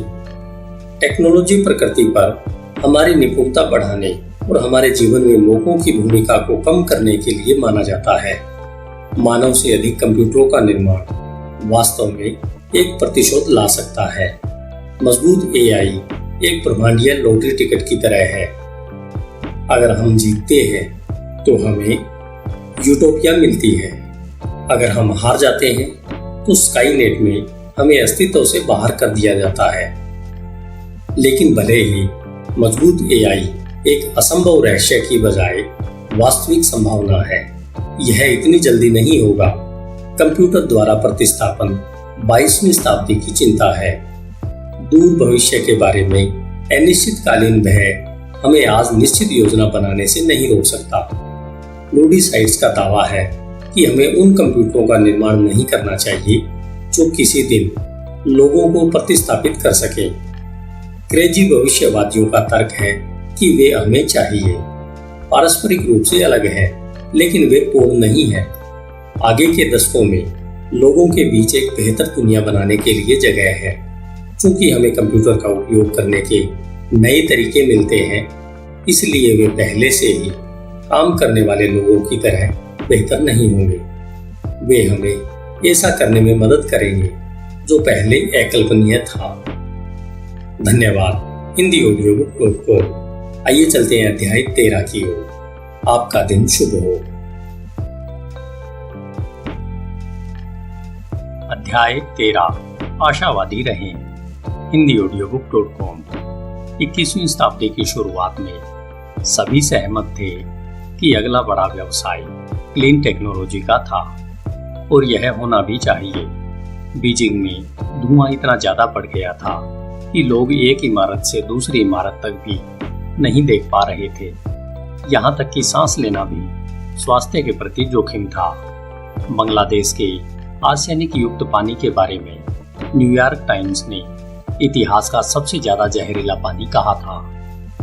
यूएस में ईवान और कैटरीना तूफान को ग्लोबल वार्मिंग से उत्पन्न होने वाले विनाश के संदेशवाहक के रूप में देखा जा रहा था। अल गोर ने हमें इन समस्याओं से उस तरह तत्कालता और संकल्प के साथ निपटने का आग्रह किया जैसे पहले भी युद्ध के लिए राष्ट्र संगठित होते रहे थे। दुनिया को क्लीन करने की तलाश शुरू हो चुकी थी। उद्यमियों ने तुरंत हजारों क्लीन टेक कंपनियों की शुरुआत की और निवेशकों ने उनमें 50 अरब डॉलर से अधिक का निवेश किया। लेकिन इसने काम नहीं किया। एक स्वस्थ ग्रह की बजाय हमें एक विशाल क्लीन टेक कचरा मिला। सोलर इंडस्ट्री सबसे मशहूर ग्रीन भूत साबित हुई। अधिकांश क्लीन टेक कंपनियां इसी तरह के विनाशकारी खात्मे की ओर अग्रसर थी। अकेले साल 2012 में 40 से अधिक सौर निर्माता व्यवसाय छोड़ चुके थे। इनमें से ज्यादातर इसी साल दिवालिया हुए थे। वैकल्पिक ऊर्जा कंपनियों का अग्रणी सूचकांक क्रैश उनकी अपस्फीति को दर्शाता है। क्लीनटेक क्यों विफल हुआ? कंजर्वेटिव्स का मानना था कि वे पहले ही इसका जवाब जानते थे। उनका मानना है कि जैसे ही ग्रीन ऊर्जा सरकार के लिए प्राथमिकता बन गई, वैसे ही यह जहर बन गई। लेकिन वास्तव में ग्रीन ऊर्जा बनाने के लिए अच्छे कारण मौजूद थे जो आज भी मौजूद हैं। क्लीनटेक के बारे में सच्चाई सरकार की विफलता से अधिक जटिल और महत्वपूर्ण है। अधिकांश क्लीनटेक कंपनियां धराशायी हो गई। क्योंकि उन्होंने इन 7 प्रश्नों में से एक को भी नहीं अपनाया था, जिन्हें हर व्यवसाय के लिए आवश्यक माना जाता है, जो इस प्रकार से है। पहला, इंजीनियरिंग प्रश्न। क्या आप बृहदशील सुधारों की बजाय एक सफल तकनीक बना सकते हैं? दूसरा, समय प्रश्न। क्या अब आपका विशेष व्यवसाय शुरू करने का सही समय है? तीसरा, एकाधिकार प्रश्न। क्या आप एक छोटे से बाजार के बड़े हिस्से से शुरू कर रहे हैं? चौथा, लोगों के बारे में प्रश्न। क्या आपके पास सही टीम है? पांचवा, वितरण प्रश्न। क्या आपके पास न सिर्फ बनाने बल्कि उसके वितरण का कोई तरीका है? छठा, स्थायित्व प्रश्न। क्या आपकी बाजार स्थिति भविष्य में 10 या 20 साल तक आपके व्यवसाय की रक्षा करने योग्य होगी? सातवां, सीक्रेट प्रश्न। क्या आपने एक अनूठा मौका पहचाना है जिसे दूसरों ने नहीं देखा? हमने पहले भी इन तत्वों पर चर्चा की है। आपका उद्योग कोई भी हो, लेकिन बढ़िया बिजनेस प्लान आपके व्यवसाय के प्रत्येक भाग से संबंधित होता है। यदि आपके पास इन सवालों के अच्छे जवाब नहीं हैं, तो आप दुर्भाग्य से नहीं बच सकते और आपका व्यवसाय भी असफल हो जाएगा। यदि आप इन सभी 7 नियमों का प्रयोग करते हैं, तो आप भाग्य हासिल करेंगे और सफल होंगे। अगर इनमें से 5 या 6 भी सही काम कर रहे हो, तो भी व्यवसाय चल पड़ेगा। लेकिन क्लीनटेक बबल के बारे में असल बात यह थी कि उन लोगों ने इन 7 नियमों में से एक को भी न अपनाकर कंपनियों को शुरू कर रहे थे, और इसका मतलब था कि वे लोग किसी चमत्कार की उम्मीद कर रहे थे। यह जानना मुश्किल है कि कोई विशेष क्लीनटेक कंपनी विफल रही थी, बल्कि लगभग सभी ने कई गंभीर गलतियां की थी, क्योंकि इनमें से कोई भी गलती आपकी कंपनी को बर्बाद करने के लिए पर्याप्त है। इसलिए क्लीनटेक के हारने वाले स्कोरबोर्ड की अधिक गहराई से समीक्षा करना उचित है। पहला, इंजीनियरिंग प्रश्न। एक महान टेक्नोलॉजी कंपनी की मालिकाना टेक्नोलॉजी को अपने निकटतम विकल्प से बेहतर परिणाम वाला होना चाहिए, लेकिन क्लीनटेक कंपनियां शायद ही कभी 2x तक बेहतर होंगी। 10x तक बेहतर होना तो भूल ही जाएं। कभी कभी उनकी पेशकश उन उत्पादों से भी बदतर होती थी जिन्हें उन्होंने प्रतिस्थापित करने की मांग की थी। सोलर ऊर्जा कंपनियों ने बेलनाकार सौर कोशिकाओं का विकास किया, लेकिन पहले अनुमान के लिए बेलनाकार कोशिकाएं केवल 1:पाई के रूप में ठीक थी, लेकिन उन्हें उतनी सीधी धूप नहीं मिलती थी जितनी आवश्यक थी। कंपनी ने पैनलों के सेल्स को गर्म करने के लिए अधिक सूर्य प्रकाश के लिए मिरर का उपयोग कर इस कमी को पूरा करने की कोशिश की, लेकिन मूल रूप से प्रारंभिक बिंदु के रूप में इसे दोबारा पाना मुश्किल था। कंपनियों को 10x तक बेहतर बनने के लिए प्रयास करना ही चाहिए, क्योंकि केवल वृद्धिशील सुधार अक्सर आखिरी उपयोगकर्ता के लिए कोई सुधार नहीं होता है। मान लीजिए कि आप एक नई विंड टरबाइन विकसित करते हैं, जो कि किसी भी मौजूदा तकनीक की तुलना में 20% अधिक कुशल है। जब आप प्रयोगशाला में इसका परीक्षण करते हैं, तब यह पहली बार अच्छा लगता है, लेकिन प्रयोगशाला परिणाम वास्तविक दुनिया में किसी भी नए उत्पाद द्वारा किए गए खर्चों और जोखिमों की भरपाई नहीं करेगा। और यहाँ तक कि यदि आपका सिस्टम वास्तव में ग्राहक द्वारा खरीदे जाने पर 20% बेहतर ही है, तो आप इसे बेचने के लिए इसके लाभों को बढ़ा चढ़ाकर बताते हैं, तो आपको संदेह की नजरों से देखा जाता है। जब आपका उत्पाद 10x तक बेहतर हो, केवल तभी आप ग्राहक को पारदर्शी श्रेष्ठता उपलब्ध करा सकते हैं। दूसरा, समय प्रश्न। क्लीनटेक उद्यमियों ने खुद को बनाने के लिए कड़ी मेहनत की। जब उन्होंने 2008 में अपनी नई कंपनियों की घोषणाएं की, स्पेक्ट्रा वाट के सीईओ एंड्रयू विल्सन ने तब टी सौर कंपनी शुरू की। जब 1970 के दशक के अंत में माइक्रो प्रोसेसर उद्योग शुरू हुआ था, इसमें खोज करने और सुधारने के बहुत अवसर मौजूद थे। दूसरा भाग सही था, लेकिन माइक्रो प्रोसेसर समांतर रूप से दूर थे। 1970 में जब से पहला माइक्रो प्रोसेसर बनाया गया था, तब से कंप्यूटिंग न केवल तेजी से बल्कि बहुत तेजी से बढ़ी और विकसित हुई। इंटेल के शुरुआती रिलीज उत्पाद के इतिहास को ही देखें। पहला सिलिकॉन सौर सेल 1954 में बेल लैब्स द्वारा विल्सन की प्रेस विज्ञप्ति से पहले ही बना लिया गया था। धीरे धीरे और रेखीय रूप से फोटोवोल्टिक दक्षता में मध्यम वर्गीय दशकों में सुधार हुआ। बेल के पहले सौर सेल में लगभग 6% दक्षता थी। आज की क्रिस्टलीय सिलिकॉन कोशिकाएं और आधुनिक पतली फिल्म कोशिकाओं ने इस क्षेत्र में 25% से अधिक दक्षता पार नहीं की है। आने वाले लिफ्ट ऑफ 2000 के दशक के मध्य में कुछ इंजीनियरिंग विकास हुए थे। धीमी गति से चलने वाले बाजार में प्रवेश करना एक अच्छी रणनीति हो सकती है, लेकिन केवल तभी जब आपके पास इसे ग्रहण करने के लिए एक निश्चित और यथार्थवादी योजना हो। असफल क्लीन टेक कंपनियों के पास इनमें से कुछ भी नहीं था। तीसरा, मोनोपोली प्रश्न। 2006 में अरबपति टेक्नोलॉजी निवेशक जॉन डोयर ने कहा था, इंटरनेट के बाजार का आकार अरबों डॉलर में है और ऊर्जा बाजार ट्रिलियन डॉलर में। उन्होंने जो नहीं कहा वह यह है कि विशाल ट्रिलियन डॉलर बाजारों का मतलब निर्दयी खूनी प्रतिस्पर्धा है। दूसरों ने डोयर को और अधिक बार प्रतिबिंबित किया। 2000 के दशक में मैंने दर्जनों क्लीन टेक उद्यमियों की बात सुनी। उन्होंने ट्रिलियन डॉलर के बाजारों की कहानियों के साथ ऐसे शानदार रूप से पावरपॉइंट प्रस्तुतियों को दिखाना शुरू किया जैसे कि यह एक अच्छी और सच्ची बात थी। क्लीन टेक के अधिकारियों ने सभी नए उद्यमियों के लिए पर्याप्त ऊर्जा बाजार होने पर बल दिया, लेकिन प्रत्येक व्यक्ति का मानना था कि उनकी अपनी कंपनी बड़ी बने। 2006 में सौर निर्माता मिया सोल के सीईओ डेव पियर्स ने एक कांग्रेस पैनल में कहा कि उनकी कंपनी एक विशेष प्रकार की पतली फिल्म सौर सेल विकास पर काम कर रहे कई बहुत मजबूत स्टार्टअप में से एक थी। कुछ मिनट बाद पियर्स ने भविष्यवाणी की कि मिया सोल 1 वर्ष के भीतर दुनिया में पतली फिल्म सौर कोशिकाओं का सबसे बड़ा उत्पादक बन जाएगा। ऐसा नहीं हुआ, लेकिन हो सकता है कि उसने उनकी मदद न की हो। पतली फिल्म 1 दर्जन से अधिक सौर कोशिकाओं में से एक है। ग्राहकों को किसी विशेष तकनीक की परवाह नहीं होगी जब तक कि यह एक बेहतर तरीके से एक विशेष समस्या हल न करती हो। यदि आप एक छोटे बाजार के लिए एक अद्वितीय समाधान पर मोनोपोली नहीं बना सकते तो आप दुष्परिणाम में फंस जाएंगे।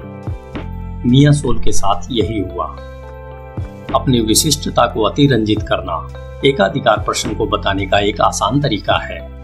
मान लीजिए कि आप एक सौर कंपनी चला रहे हैं जिसने 100 मेगावाट की संयुक्त बिजली उत्पादन क्षमता के साथ सफलतापूर्वक सैकड़ों सौर पैनल सिस्टम स्थापित किए हैं। चूंकि कुल अमेरिकी सौर ऊर्जा उत्पादन क्षमता 950 मेगावाट है, इसलिए आपके पास बाजार का 10.53% हिस्सा है। बधाई हो, आप खुद से कह सकते हैं कि आप एक सोलर बिजनेस खिलाड़ी हैं। लेकिन क्या होगा अगर यूएस सौर ऊर्जा बाजार वह बाजार न हो? क्या होगा यदि वह बाजार वैश्विक सौर बाजार है जिसमें 10 गीगाबाइट की उत्पादन क्षमता है? आपके 100 मेगावाट अब आपको वास्तव में बहुत छोटी मछली दिखाते हैं। अचानक आप बाजार के 1% से भी कम के मालिक हो जाते हैं। और क्या होगा यदि यह वैश्विक सौर नहीं है बल्कि सामान्य रूप से नवीकरणीय ऊर्जा है? नवीकरण से विश्व स्तर पर वार्षिक उत्पादन क्षमता 420 गीगावाट है। अब आप बाजार के 0.02% तक पहुंच गए और 15,000 गीगाबाइट की कुल वैश्विक बिजली उत्पादन क्षमता की तुलना में आपके 100 मेगावाट समुद्र में बसे एक बूंद जैसा ही है। बाजारों के बारे में क्लीन टेक उद्यमियों की सोच निराशाजनक रूप से उलझन में थी। वे यूनिक दिखने के लिए अपने बाजार को उदारतापूर्वक कम कर देंगे। लेकिन यदि आप इस बारे में काल्पनिक हैं, तो आप एक सब मार्केट पर हावी नहीं हो सकते हैं और विशाल बाजार अत्यधिक प्रतिस्पर्धी व पहुंच से परे है। अधिकांश क्लीन टेक संस्थापक शहर पालो आल्टो में एक नए ब्रिटिश रेस्तरां खोलने से ज्यादा बेहतर नहीं रहे होंगे। चौथा, लोगों के बारे में प्रश्न। ऊर्जा की समस्याएं इंजीनियरिंग की समस्याएं हैं, इसलिए आप क्लीन टेक कंपनियों को चलाने की उम्मीद करेंगे, लेकिन आप गलत होंगे। विफल होने वाले लोग चौंकाने वाली गैर तकनीकी टीमों द्वारा चलाए गए थे। ये सेल्स ऑफिसर पूंजी जुटाने और सरकारी सब्सिडी हासिल करने में अच्छे थे, लेकिन वे उन उत्पादों के निर्माण में कम अच्छे थे जो ग्राहक खरीदना चाहते थे। संस्थापक कोष में हमने यह देखा कि सबसे स्पष्ट सुराग सार्थक था। क्लिंटेक अधिकारी सूट और टाई पहनने के आसपास दौड़ रहे थे। यह एक बड़ा रेड फ्लैग था, क्योंकि वास्तविक टेक्नीशियन टी शर्ट और जींस पहनते हैं। इसलिए हमने एक कंबल नियम स्थापित किया। हमने किसी भी एक कंपनी को चुना जिनके संस्थापक पिच मीटिंग के लिए तैयार हुए। हो सकता है कि अगर हम प्रत्येक कंपनी की तकनीक का विस्तार से मूल्यांकन करने के लिए समय निकाल चुके हैं, तो भी हम इन बुरे निवेशों से नहीं बचेंगे। लेकिन टीम एक तकनीकी सीईओ में निवेश नहीं करती है। जो तेजी से बेच सकता है, उस सीईओ के साथ कुछ भी गलत नहीं है, लेकिन अगर वह वास्तव में विक्रेता की तरह दिखता है, तो वह शायद बिक्री में खराब हो और तकनीक में बदतर हो। 5वां वितरण प्रश्न। क्लिंटेक कंपनियों ने प्रभावी रूप से सरकार और निवेशकों को आकर्षित किया, लेकिन वे अक्सर ग्राहकों के बारे में भूल गए। उन्होंने इसके बारे में कड़ी मेहनत करनी सीखी कि दुनिया प्रयोगशाला नहीं है। उत्पाद बेचना और वितरित करना उतना ही महत्वपूर्ण है जितना कि उत्पाद महत्वपूर्ण है। इजरायली इलेक्ट्रिक वाहन स्टार्टअप जो 2007 से 2012 तक उभार पर था, जिसने बिजली कारों के लिए स्वीकार्य बैटरी पैक और चार्जिंग स्टेशन बनाने के लिए $800 मिलियन से अधिक खर्च किया। कंपनी ने एक ग्रीन विकल्प बनाने की पेशकश की जो अत्यधिक प्रदूषणकारी परिवहन टेक्नोलॉजी पर हमारी निर्भरता को कम करेगी। और यह केवल कम से कम 1000 कारों से शुरू हुआ, जो दिवालिया होने से पहले बेची गई संख्या थी। यहाँ तक कि उन्हें बेचना भी एक उपलब्धि थी, क्योंकि उन कारों में से प्रत्येक कार खरीदनी बहुत मुश्किल थी। शुरुआत करने वालों को यह कभी स्पष्ट नहीं था कि वे वास्तव में क्या खरीद रहे थे। उन्होंने रेनॉल्ड से सेडान खरीदी और उन्हें इलेक्ट्रिक बैटरी और इलेक्ट्रिक मोटर के साथ फिट किया। तो क्या आप एक इलेक्ट्रिक रेनॉल्ड खरीद रहे थे या बेटर प्लेस खरीद रहे थे? किसी भी मामले में यदि आपने इसे खरीदने का फैसला किया, तो आपको हुप्स की एक श्रृंखला से छलांग लगानी होगी। सबसे पहले आपको बेटर प्लेस से अनुमोदन की आवश्यकता थी। इसे पाने के लिए आपको यह साबित करना पड़ा कि आप बैटरी स्वैपिंग स्टेशन के करीब रहते थे और अनुमानित मार्गों का पालन करने का वादा करते थे। यदि आपने वह परीक्षा उत्तीर्ण कर ली हो, तो आपको अपनी कार रिचार्ज कराने के लिए ईंधन की आवश्यकता के लिए साइन अप करना होगा। तभी आप सड़क पर बैटरी पैक को स्वैप करने के लिए रोकने के नए व्यवहार को सीखना शुरू कर सकते हैं। बेटर प्लेस ने सोचा कि इसकी तकनीक खास है, इसलिए वे स्पष्ट रूप से बाजार में कोई हलचल नहीं कर पाए। बेटर प्लेस बोर्ड के निदेशक ने 2012 में कंपनी की संपत्ति को $12 लाख में बेचते समय कहा, तकनीकी चुनौतियों के हमले का सफलतापूर्वक सामना किया गया, लेकिन अन्य बाधाओं से पार पाने में हम असफल रहे। 6 स्थायित्व प्रश्न। प्रत्येक उद्यमी को अपने विशेष बाजार में स्थायी बनने की योजना बनाना चाहिए। यह खुद से यह प्रश्न पूछने से शुरू होता है, दुनिया अब से 10 या 20 साल में किस तरह दिखेगी और इसमें मेरा व्यवसाय कैसे फिट होगा? कुछ क्लिंटेक कंपनियों के पास अच्छा जवाब था। नतीजन सभी कंपनियां एक दूसरे को श्रद्धांजलियां दे रही थी। 2011 में दिवालिया होने के कुछ महीने पहले सौर उद्योग ने अपने अमेरिकी कारखानों में से एक को बंद करने के अपने फैसलों को सुनाया और कहा, चीन में सौर निर्माताओं को काफी सरकारी और वित्तीय सहायता मिलती है। हालांकि हमारी उत्पादन लागत मूल रूप से नियोजित स्तर के नीचे और अधिकांश पश्चिमी निर्माताओं की तुलना में कम है। फिर भी वे चीन में हमारे कम लागत वाले प्रतिस्पर्धियों की तुलना में काफी अधिक है। लेकिन 2012 तक चीन पर दोषारोपण नहीं हुआ था। अपने दिवालियापन को स्वीकारते हुए चर्चा करते समय अमेरिकी ऊर्जा विभाग द्वारा समर्थित अबाउंड सौर ने चीनी सौर पैनल कंपनियों से आक्रामक मूल्य निर्धारणकारियों को दोषी ठहराया है। वर्तमान बाजार स्थितियों में स्केल करने के लिए शुरुआती चरण स्टार्टअप कंपनी के लिए बहुत कठोर नियम बनाए गए थे। जब सौर पैनल निर्माता अपने उत्पाद बेचने में फरवरी 2012 में विफल रहे, तब एक प्रेस विज्ञप्ति में चीन को दोषी ठहराए जाने से भी पार चले गए और 3 प्रमुख चीनी सौर निर्माताओं के खिलाफ $950 मिलियन का मुकदमा दायर किया। वही कंपनियां जो सोलेंडर के ट्रस्टी के दिवालियापन के रूप में उस वर्ष एकाधिकार, षड्यंत्र और हिंसक मूल्य निर्धारण में दोषी पाई गई। लेकिन चीनी निर्माताओं से प्रतिस्पर्धा वास्तव में असंभव थी। अगर क्लीनटेक उद्यमियों ने अच्छा प्रदर्शन नहीं किया तो स्वामित्व के प्रश्न को हम दोबारा पूछेंगे कि चीन को मेरे व्यापार को खत्म करने से क्या यह रोक देगा? जवाब के बिना परिणाम आपको आश्चर्यचकित नहीं कर सकता। ग्रीन उत्पादन के निर्माण में प्रतिस्पर्धा की उम्मीद करने की विफलता से परे क्लीनटेक ने पूरी तरह से ऊर्जा बाजार के बारे में गुमराह धारणाओं को ग्रहण किया था।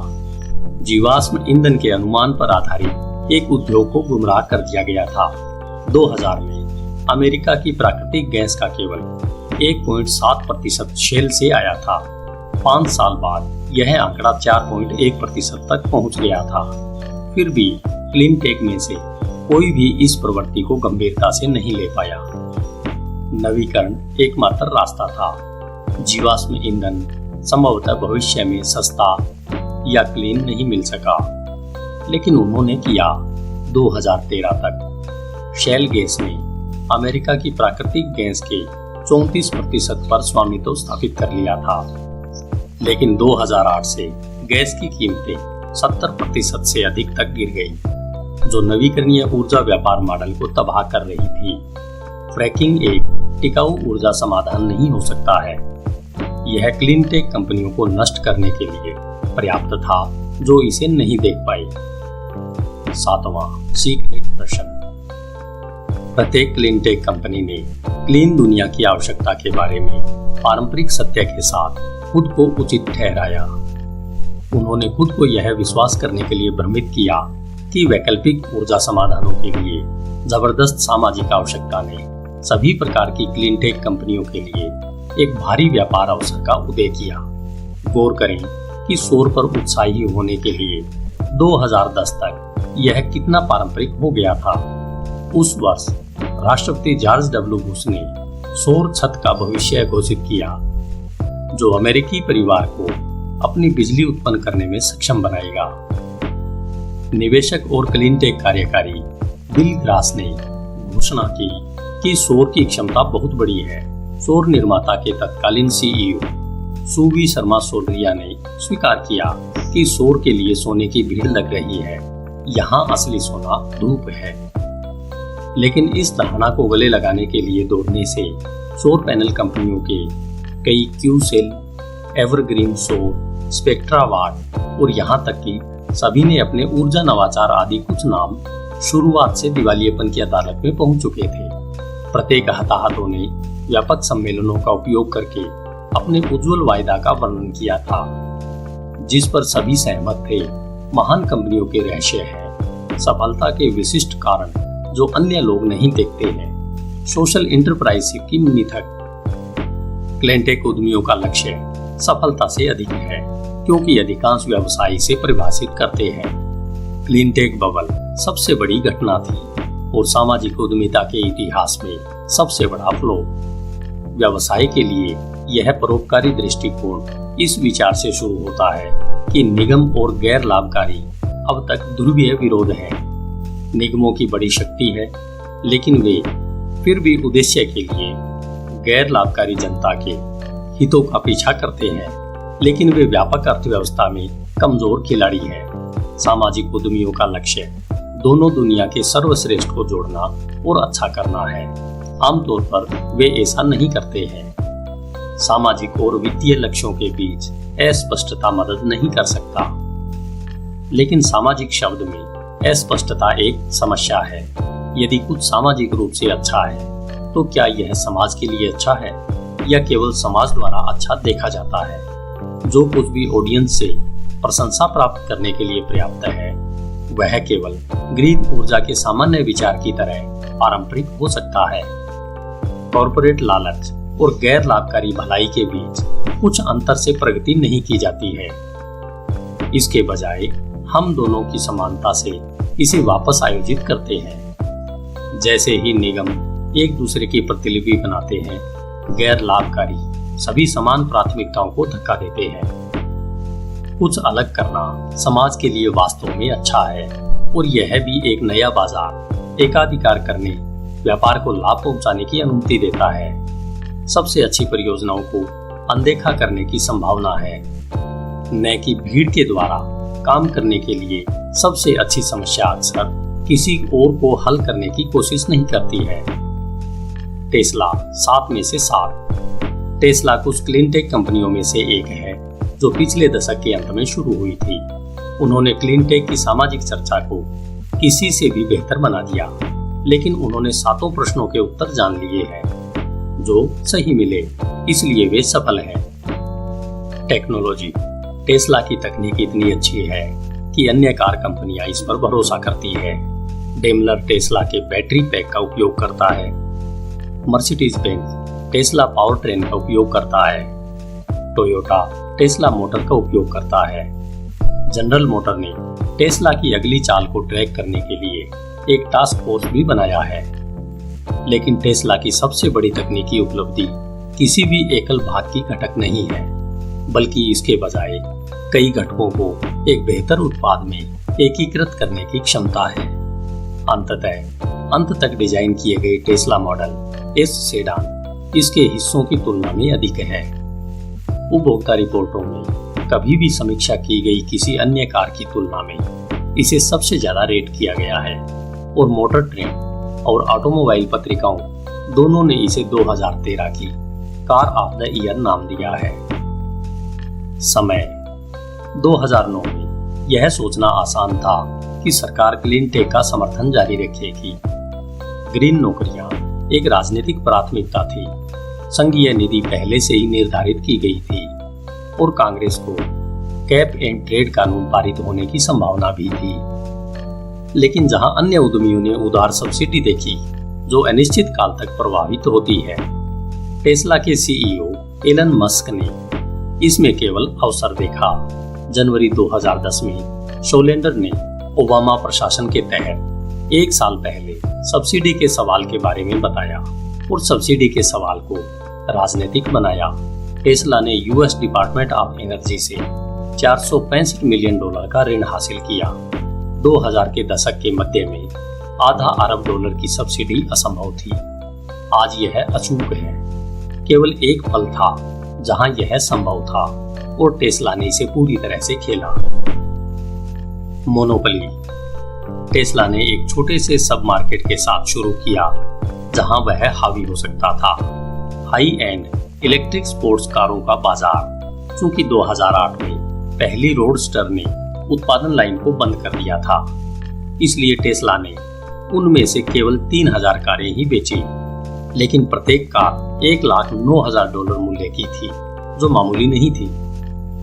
थोड़ी कम महंगी मॉडल एस बनाने के लिए आवश्यक R&D करने के लिए टेस्ला ने अनुमति दी। और अब टेस्ला लग्जरी इलेक्ट्रिक सेडान बाजार का भी मालिक है। उन्होंने 2013 में 20,000 से अधिक सेडान बेचे और अब भविष्य में व्यापक बाजारों में विस्तार करने के लिए टेस्ला प्रमुख स्थान पर है। टीम। टेस्ला का सीईओ उपभोक्ता अभियंता और विक्रेता है, इसलिए यह आश्चर्य की बात नहीं है कि वह एक टीम को इकट्ठा कर रहा है जो दोनों में बहुत अच्छा है। एलन अपने कर्मचारियों को इस तरह से वर्णन करता है, यदि आप टेस्ला में हैं तो आप विशेष बल के बराबर होने का चयन कर रहे हैं, नियमित सेना है और यह ठीक है। लेकिन यदि आप टेस्ला में काम कर रहे हैं तो आप अपने गेम को ऊपर उठाने का विकल्प चुन रहे हैं। वितरण। ज्यादातर कंपनियां वितरण को कम से कम समझती हैं, लेकिन टेस्ला ने इसे इतनी गंभीरता से लिया कि उसने पूरे वितरण श्रृंखला का स्वामित्व करने का फैसला किया। अन्य कार कंपनियां स्वतंत्र डीलरशिप को देखती हैं। फोर्ड्स और हुंडई कारें बनाते हैं, लेकिन वे उन्हें बेचने के लिए अन्य लोगों पर भरोसा करते हैं। टेस्ला अपने वाहनों को खुद बेचती है और सेवाएं देती है। टेस्ला के दृष्टिकोण की ऊपर की लागत पारंपरिक डीलरशिप वितरण से कहीं अधिक है, लेकिन यह ग्राहक अनुभव और नियंत्रण प्रदान करती है। टेस्ला के ब्रांड को मजबूत करती है और कंपनी के पैसे को लंबे समय तक बचाती है। टिकाऊपन। टेस्ला किसी और की तुलना में तेजी से आगे बढ़ रही है। इसके नेतृत्व आगे के वर्षों में बढ़ने के लिए तैयार है। एक प्रतिष्ठित ब्रांड टेस्ला की सफलता का सबसे स्पष्ट संकेत एक कार अब तक के सबसे बड़े खरीद निर्णयों में से एक है, और हर दूसरी कार कंपनी के विपरीत इस श्रेणी में उपभोक्ताओं का विश्वास जीतना मुश्किल है। टेस्ला के संस्थापक अभी भी इसके प्रभारी हैं, इसलिए यह जल्दी ही कभी कम नहीं होगा। रहस्य। टेस्ला जानता था कि क्लीनटेक कंपनियों ने फैशन में दिलचस्पी ली है। अमीर लोग विशेष रूप से ग्रीन दिखाना चाहते थे, भले ही इसका मतलब उन्हें अपनी सबसे प्रिय या लक्की होंडा इनसाइट को चलाया जाए। तो टेस्ला ने कारों का निर्माण करने का फैसला किया। लियोनार्डो डिकैप्रियो ने अपनी सबसे पसंदीदा महंगी कार को टेस्ला रोडस्टर के लिए हटा दिया। जेनरिक क्लीनटेक कंपनियां खुद को अलग करने के लिए संघर्ष कर रही थी। टेस्ला ने रहस्य के चारों ओर एक अनोखा ब्रांड बनाया कि क्लीनटेक पर्यावरणीय अनिवार्य की तुलना में एक सामाजिक घटना से भी अधिक था। ऊर्जा 2.0। टेस्ला की सफलता साबित करती है कि क्लीनटेक के साथ स्वाभाविक रूप से गलत कुछ भी नहीं था। इसके पीछे सबसे बड़ा विचार यही है, दुनिया को वास्तव में ऊर्जा के नए स्रोतों की आवश्यकता होगी। ऊर्जा मास्टर संसाधन है। इस तरह हम खुद को समझाते हैं, घर बनाते हैं और आराम से रहने के लिए हमें जो कुछ भी चाहिए उसे बनाते हैं। दुनिया भर में अधिकांश लोग आराम से रहने के सपने देखते हैं, जो वैश्वीकरण से गंभीर ऊर्जा चुनौतियों का कारण बन जाएगा। जब तक कि हम नई तकनीक नहीं बनाते, पुराने दृष्टिकोण को दोहराने या समृद्धि के लिए अपना रास्ता फिर से वितरित करने के लिए दुनिया में पर्याप्त संसाधन नहीं है। क्लीनटेक ने लोगों को ऊर्जा के भविष्य के बारे में आशावादी होने का एक तरीका दिया, लेकिन जब अनिश्चित काल तक आशावादी निवेशक ग्रीन ऊर्जा वित्त पोषित क्लीनटेक कंपनियों के सामान्य विचार पर सट्टेबाजी करते हैं, जिनमें विशिष्ट व्यावसायिक योजनाओं की कमी होती है, तो परिणाम एक बुलबुला था। 2000 के दशक में नास्डैक के उदय के साथ वैकल्पिक ऊर्जा फर्मों का मूल्यांकन करना और एक दशक पहले गिरना, आप एक ही आकार को देखते हैं। 1990 के दशक में एक बड़ा विचार था कि इंटरनेट बड़ा होगा, लेकिन बहुत सी इंटरनेट कंपनियों के पास बिल्कुल वही विचार था और अन्य कोई नहीं। एक उद्यमी मैक्रो स्केल अंतर्दृष्टि से लाभ नहीं उठा सकता है जब तक कि उसकी योजना माइक्रो स्केल पर शुरू न हो। क्लीनटेक कंपनियों को एक ही समस्या का सामना करना पड़ा। इससे कोई फर्क नहीं पड़ता कि दुनिया को कितनी ऊर्जा की जरूरत है, लेकिन एक फर्म जो एक विशिष्ट ऊर्जा समस्या के लिए बेहतर समाधान प्रदान करती है, वह पैसा कमा सकती है। कोई भी क्षेत्र कभी इतना महत्वपूर्ण नहीं होगा कि इसमें भाग लेना केवल एक महान कंपनी बनाने के लिए पर्याप्त होगा। तकनीकी बुलबुला क्लीनटेक से कहीं बड़ा था और दुर्घटना और भी दर्दनाक थी, लेकिन 90 के दशक का सपना साबित हुआ।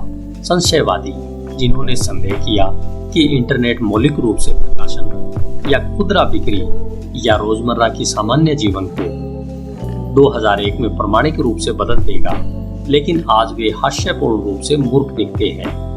क्या क्लीनटेक क्रैश के बाद सफल ऊर्जा स्टार्टअप की स्थापना की जा सकती है, जैसे वेब 2.0 स्टार्टअप सफलतापूर्वक .com के मलबे के बीच लॉन्च किया गया।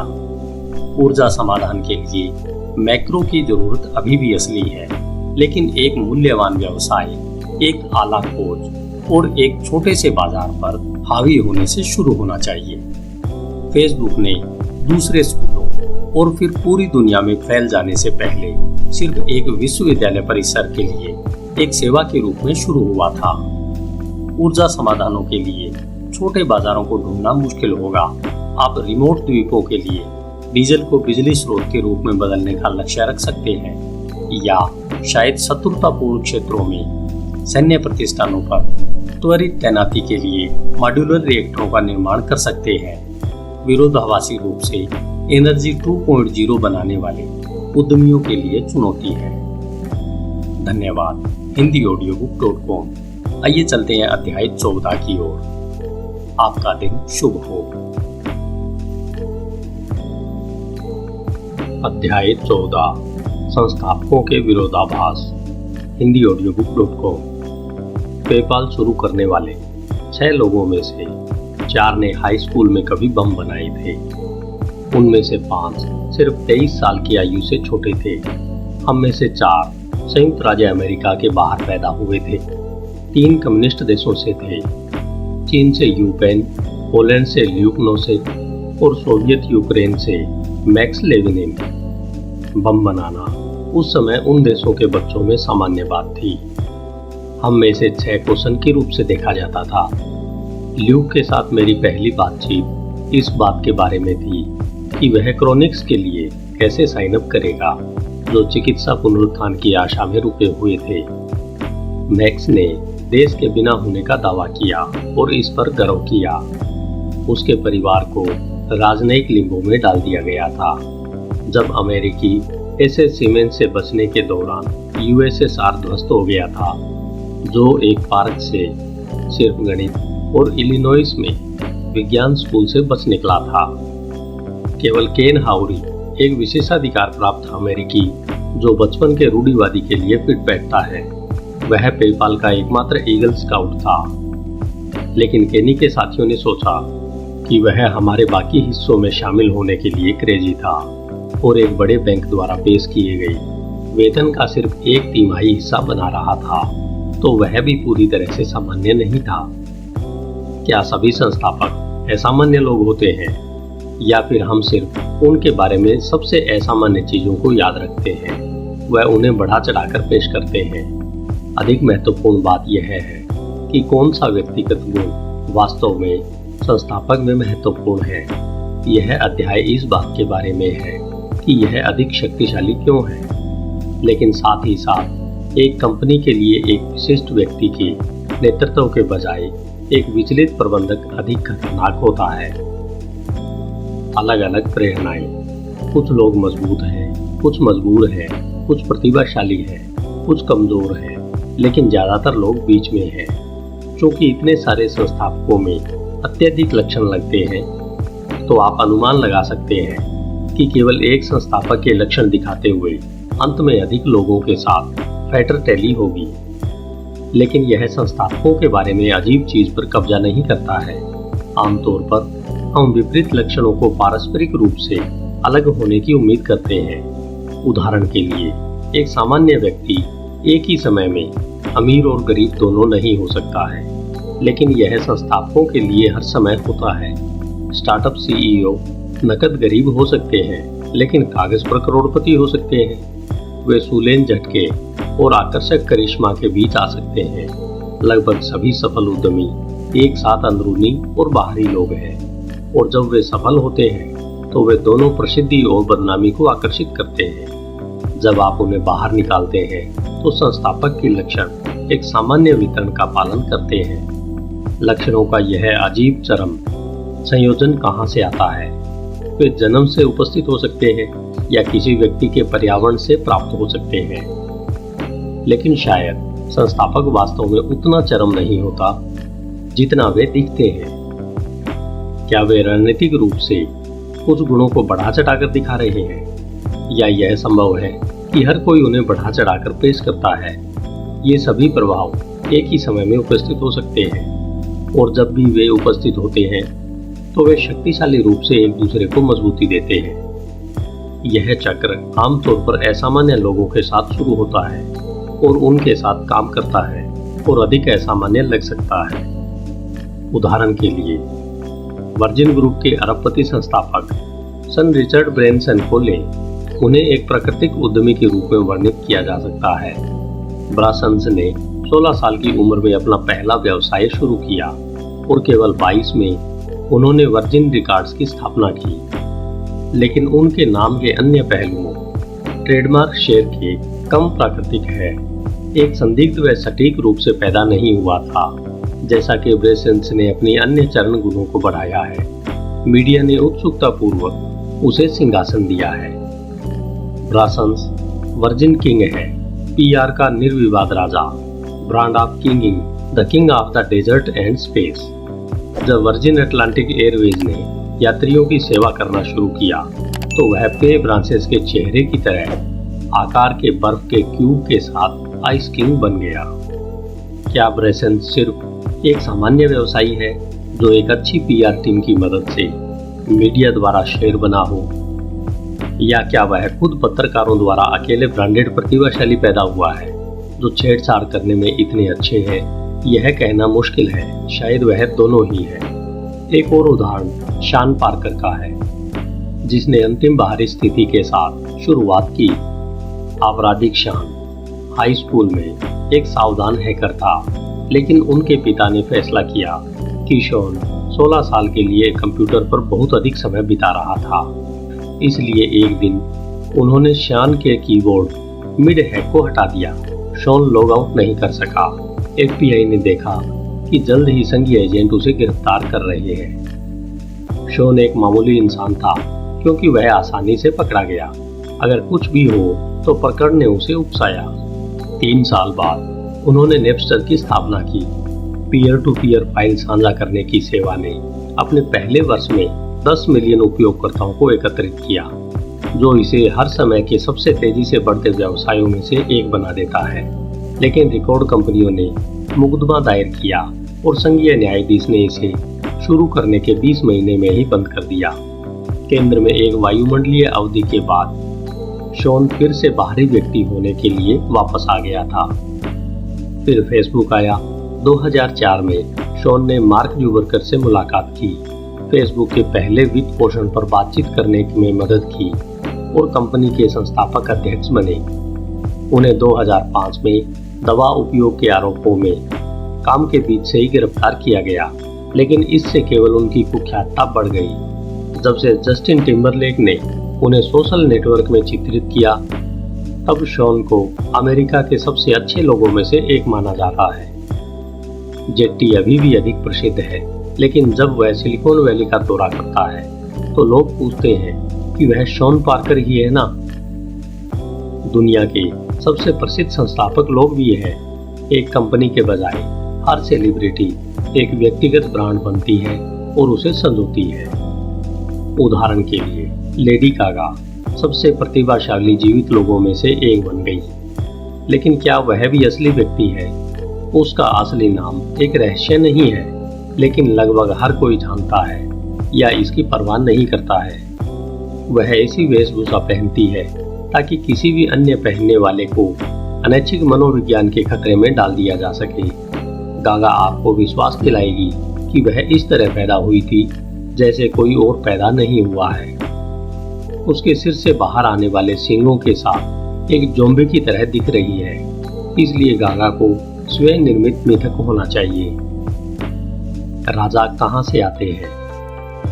मानव मामलों में संस्थापक आंकड़े नए नहीं हैं, ये पौराणिक कथाओं से भरे हैं। ओडिपस अंदरूनी और बाहरी व्यक्ति है। उसे एक शिशु के रूप में त्याग दिया गया था, लेकिन वह एक शानदार राजा बना जो स्पीकन्स की पहेली को हल करने के लिए पर्याप्त स्मार्ट था। रोमुलस और रीमस शाही खानदान में पैदा हुए थे और अनाथों के रूप में त्याग दिए गए थे। जब उन्होंने अपनी वंशावली की खोज की तो उन्होंने एक शहर खोजने का फैसला किया, लेकिन वे इस बात पर सहमत नहीं हो सके कि उसे कहां से शुरू किया जाए। जब रीमन ने रोमुलस का निर्माण किया तो रोमन के किनारे पर विजय प्राप्त की। उन्होंने घोषणा की, उनका नाश करो जो दीवार पर चढ़ेगा। कानून निर्माता और कानून ब्रेकर, आपराधिक बहिष्कार, और राजा ने रोम को परिभाषित किया। रोमुलस एक आत्म विरोधी अंदरूनी व्यक्ति था। सामान्य लोग ओडिपस या रोमुलस की तरह नहीं है, जो वास्तव में जीवन को पसंद करते हैं। उनके बारे में पौराणिक संस्करणों में केवल चरम सीमाएं याद की जाती है, लेकिन असाधारण लोगों को याद रखने के लिए पुरातन संस्कृतियों के लिए यह इतना महत्वपूर्ण क्यों है? प्रसिद्ध और कुख्यात हमेशा सार्वजनिक भावनाओं में याद रहते हैं। समृद्धि के लिए उनकी प्रशंसा की जाती है और दुर्भाग्य के लिए दोषी ठहराया जाता है। आदिम समाजों को सबसे ऊपर एक मौलिक समस्या का सामना करना पड़ा। अगर उन्हें रोकने का कोई तरीका नहीं था तो वे संघर्ष से अलग हो जाएंगे। इसलिए जब भी पीड़ाएं, आपदाएं या हिंसक प्रतिद्वंदियों ने धमकी दी, समाज के लिए एक ही व्यक्ति पर पूरा दोष डालना फायदेमंद था। कोई भी इस पर सहमत हो सकता था, जिसे हम बलि का बकरा कहते हैं। एक प्रभावी बलि का बकरा कौन बनाता है? संस्थापकों की तरह बलि का बकरा चरम और विरोधाभासी आंकड़े हैं। एक तरफ वह कमजोर है, वह अपने शिकार को रोकने के लिए शक्तिहीन है। दूसरी तरफ जो दोष लेने से संघर्ष को कम कर सकता है, वह समुदाय का सबसे शक्तिशाली सदस्य है।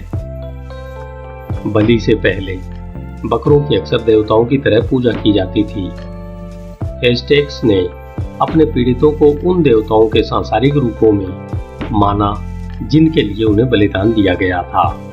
जब तक आपका संक्षिप्त शासन समाप्त नहीं हो जाता, तब तक आप त्योहारों में अच्छे कपड़े पहन सकते हैं। ये राजशाही की जड़ें हैं। हर राजा एक जीवित भगवान था और हर भगवान एक हत्यारा राजा था। शायद हर आधुनिक राजा सिर्फ एक बलि का बकरा है जो अपने स्वयं की बलि में देरी करने में कामयाब रहा है।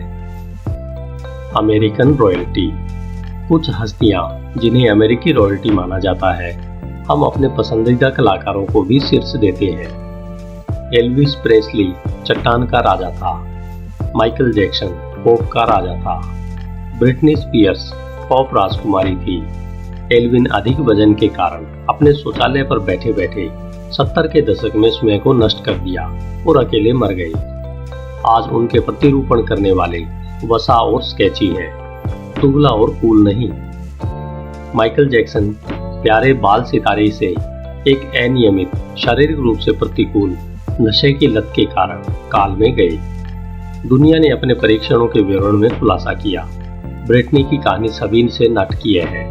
हमने उसे कुछ भी नहीं बनाया। वह किशोर के रूप में सुपरस्टारडम तक पहुंच गई, लेकिन फिर सब कुछ गिर गया। उसने अपना सिर मुड़वा लिया। घोटाले और अत्यधिक प्रचारित अदालत के मामले में अपने बच्चों को लेने के लिए गवाह दी। क्या वह हमेशा थोड़ा पागल थी? क्या प्रचार सिर्फ उसे मिला या उसने और अधिक प्रचार पाने के लिए यह सब किया? कुछ गिरने वाले सितारों के लिए मृत्यु पुनरुत्थान लाती है। जेनिस जोप्लिन, जिम मैरिसन और कर्ट कोबेन की उम्र में इतने सारे लोकप्रिय संगीतकारों की मृत्यु 27 साल की उम्र में ही हो गई। उदाहरण के लिए यह सेट 27 क्लब के रूप में अमर हो गया। 2011 में क्लब में शामिल होने से पहले एमी वाइनहाउस ने गाया, उन्होंने मुझे जीवन देने के लिए कोशिश की, लेकिन मैंने कहा नहीं नहीं नहीं। शायद जीवन इतना अवांछित लग रहा था क्योंकि यह अमरता के मार्ग को अवरुद्ध कर रहा था। हम वैकल्पिक रूप से टेक्नोलॉजी संस्थापकों की पूजा करने को तुच्छ मानते हैं। हम बस उन्हें केवल हस्तियां मानते हैं। हावर्ड ह्यूजेस ने प्रसिद्धि के लिए 20वीं शताब्दी के तकनीकी संस्थापक का सबसे नाटकीय मसला है। वह अमीर पैदा हुआ था, लेकिन वह हमेशा लग्जरी के बजाय इंजीनियरिंग में अधिक रुचि रखता था। उन्होंने 11 साल की उम्र में ह्यूस्टन के पहले रेडियो ट्रांसमीटर का निर्माण किया। उसके बाद उन्होंने शहर की पहली मोटरसाइकिल बनाई। 30 साल की उम्र में जब वह हॉलीवुड तकनीकी सीमा पर था, तब उसने 9 व्यावसायिक रूप से सफल फिल्में बनाई। लेकिन ह्यूजेस विमानन में अपने समानांतर करियर के लिए भी और प्रसिद्ध था।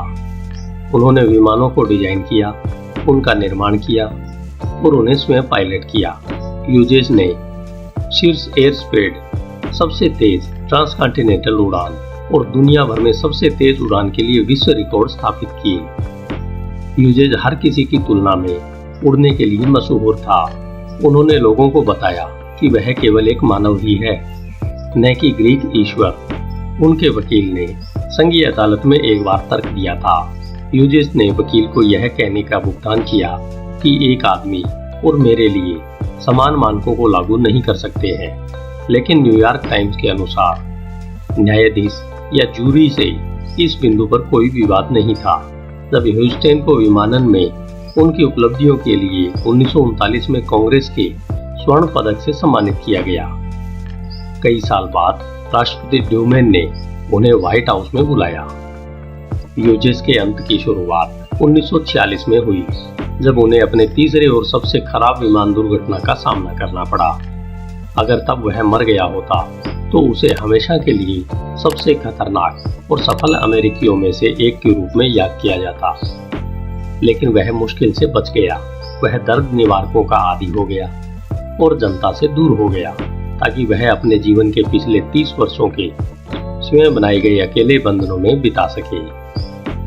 ह्यूजेस ने हमेशा इस सिद्धांत पर थोड़ा पागलपन तक काम किया कि कम लोग एक क्रेजी व्यक्ति को परेशान करना चाहते हैं, लेकिन जब उसके इस क्रेजीपन की वजह से उसका जीवन बदल गया तो वह इतना भयभीत हुआ कि दयालुता की एक वस्तु बन गया था। हाल ही में बिल गेट्स ने दिखाया है कि अत्यधिक केंद्रित सफलता अत्यधिक केंद्रित हमलों को कैसे आकर्षित करती है। गेट्स ने संस्थापक आर्केटाइप को अवशोषित किया। वह एक अजीब सहयोगी बाहरी व्यक्ति और दुनिया का सबसे धनी व्यक्ति था। क्या उन्होंने एक विशिष्ट व्यक्तित्व बनाने के लिए रणनीतिक रूप से अपने गीकी चश्मे का चयन किया या अपनी असुरक्षित नीरसता में क्या उसके गीक चश्मा उसे चुनते हैं?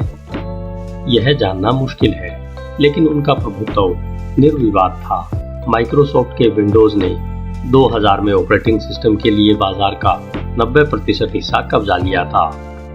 उस साल पीटर जेनिंग्स शायद ही पूछ सके, आज दुनिया में कौन अधिक महत्वपूर्ण है, बिल क्लिंटन या बिल गेट्स? मुझे नहीं पता, पर यह एक अच्छा सवाल है।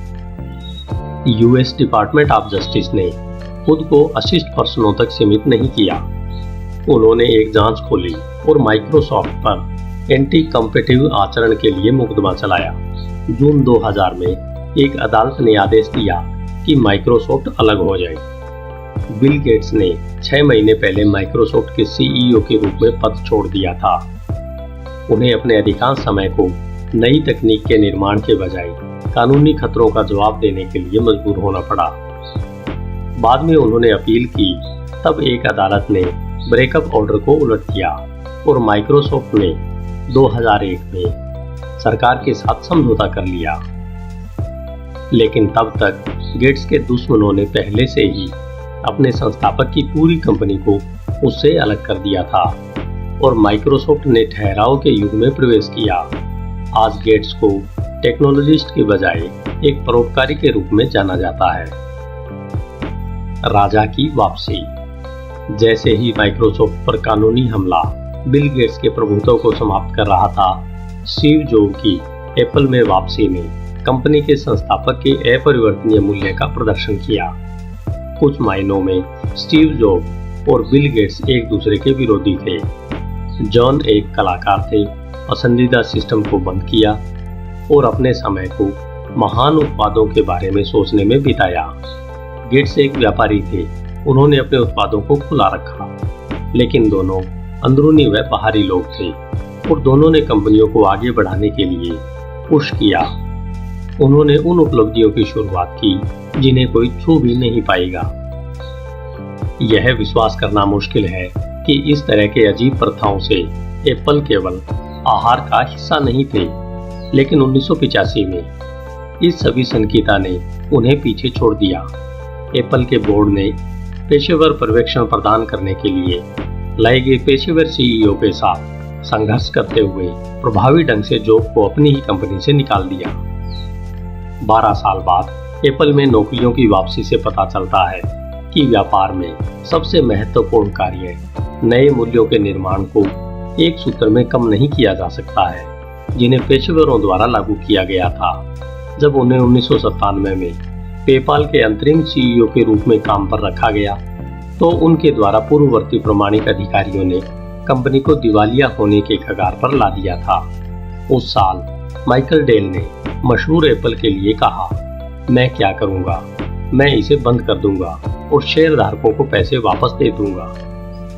बदले में जॉब ने खराब स्वास्थ्य के कारण 2011 में इस्तीफा देने से पहले आईपैड, 2001, आईफोन 2007 और आईपैड 2010 की शुरुआत की और अगले ही साल एप्पल दुनिया की सबसे मूल्यवान कंपनी बन गई थी। एप्पल का मूल्य महत्वपूर्ण रूप से किसी व्यक्ति विशेष के एकवचन दृष्टि पर निर्भर करता है। यह अजीब तरीके से संकेत देता है जिसमें नई तकनीक बनाने वाली कंपनियां अक्सर संगठनों की बजाय सामंती राजतंत्रों की तरह होती है, जिसे आधुनिक माना जाता है। एक अद्वितीय संस्थापक आधिकारिक निर्णय ले सकता है, मजबूत व्यक्तिगत वफादारी को प्रेरित कर सकता है और दशकों तक आगे की योजना बना सकता है।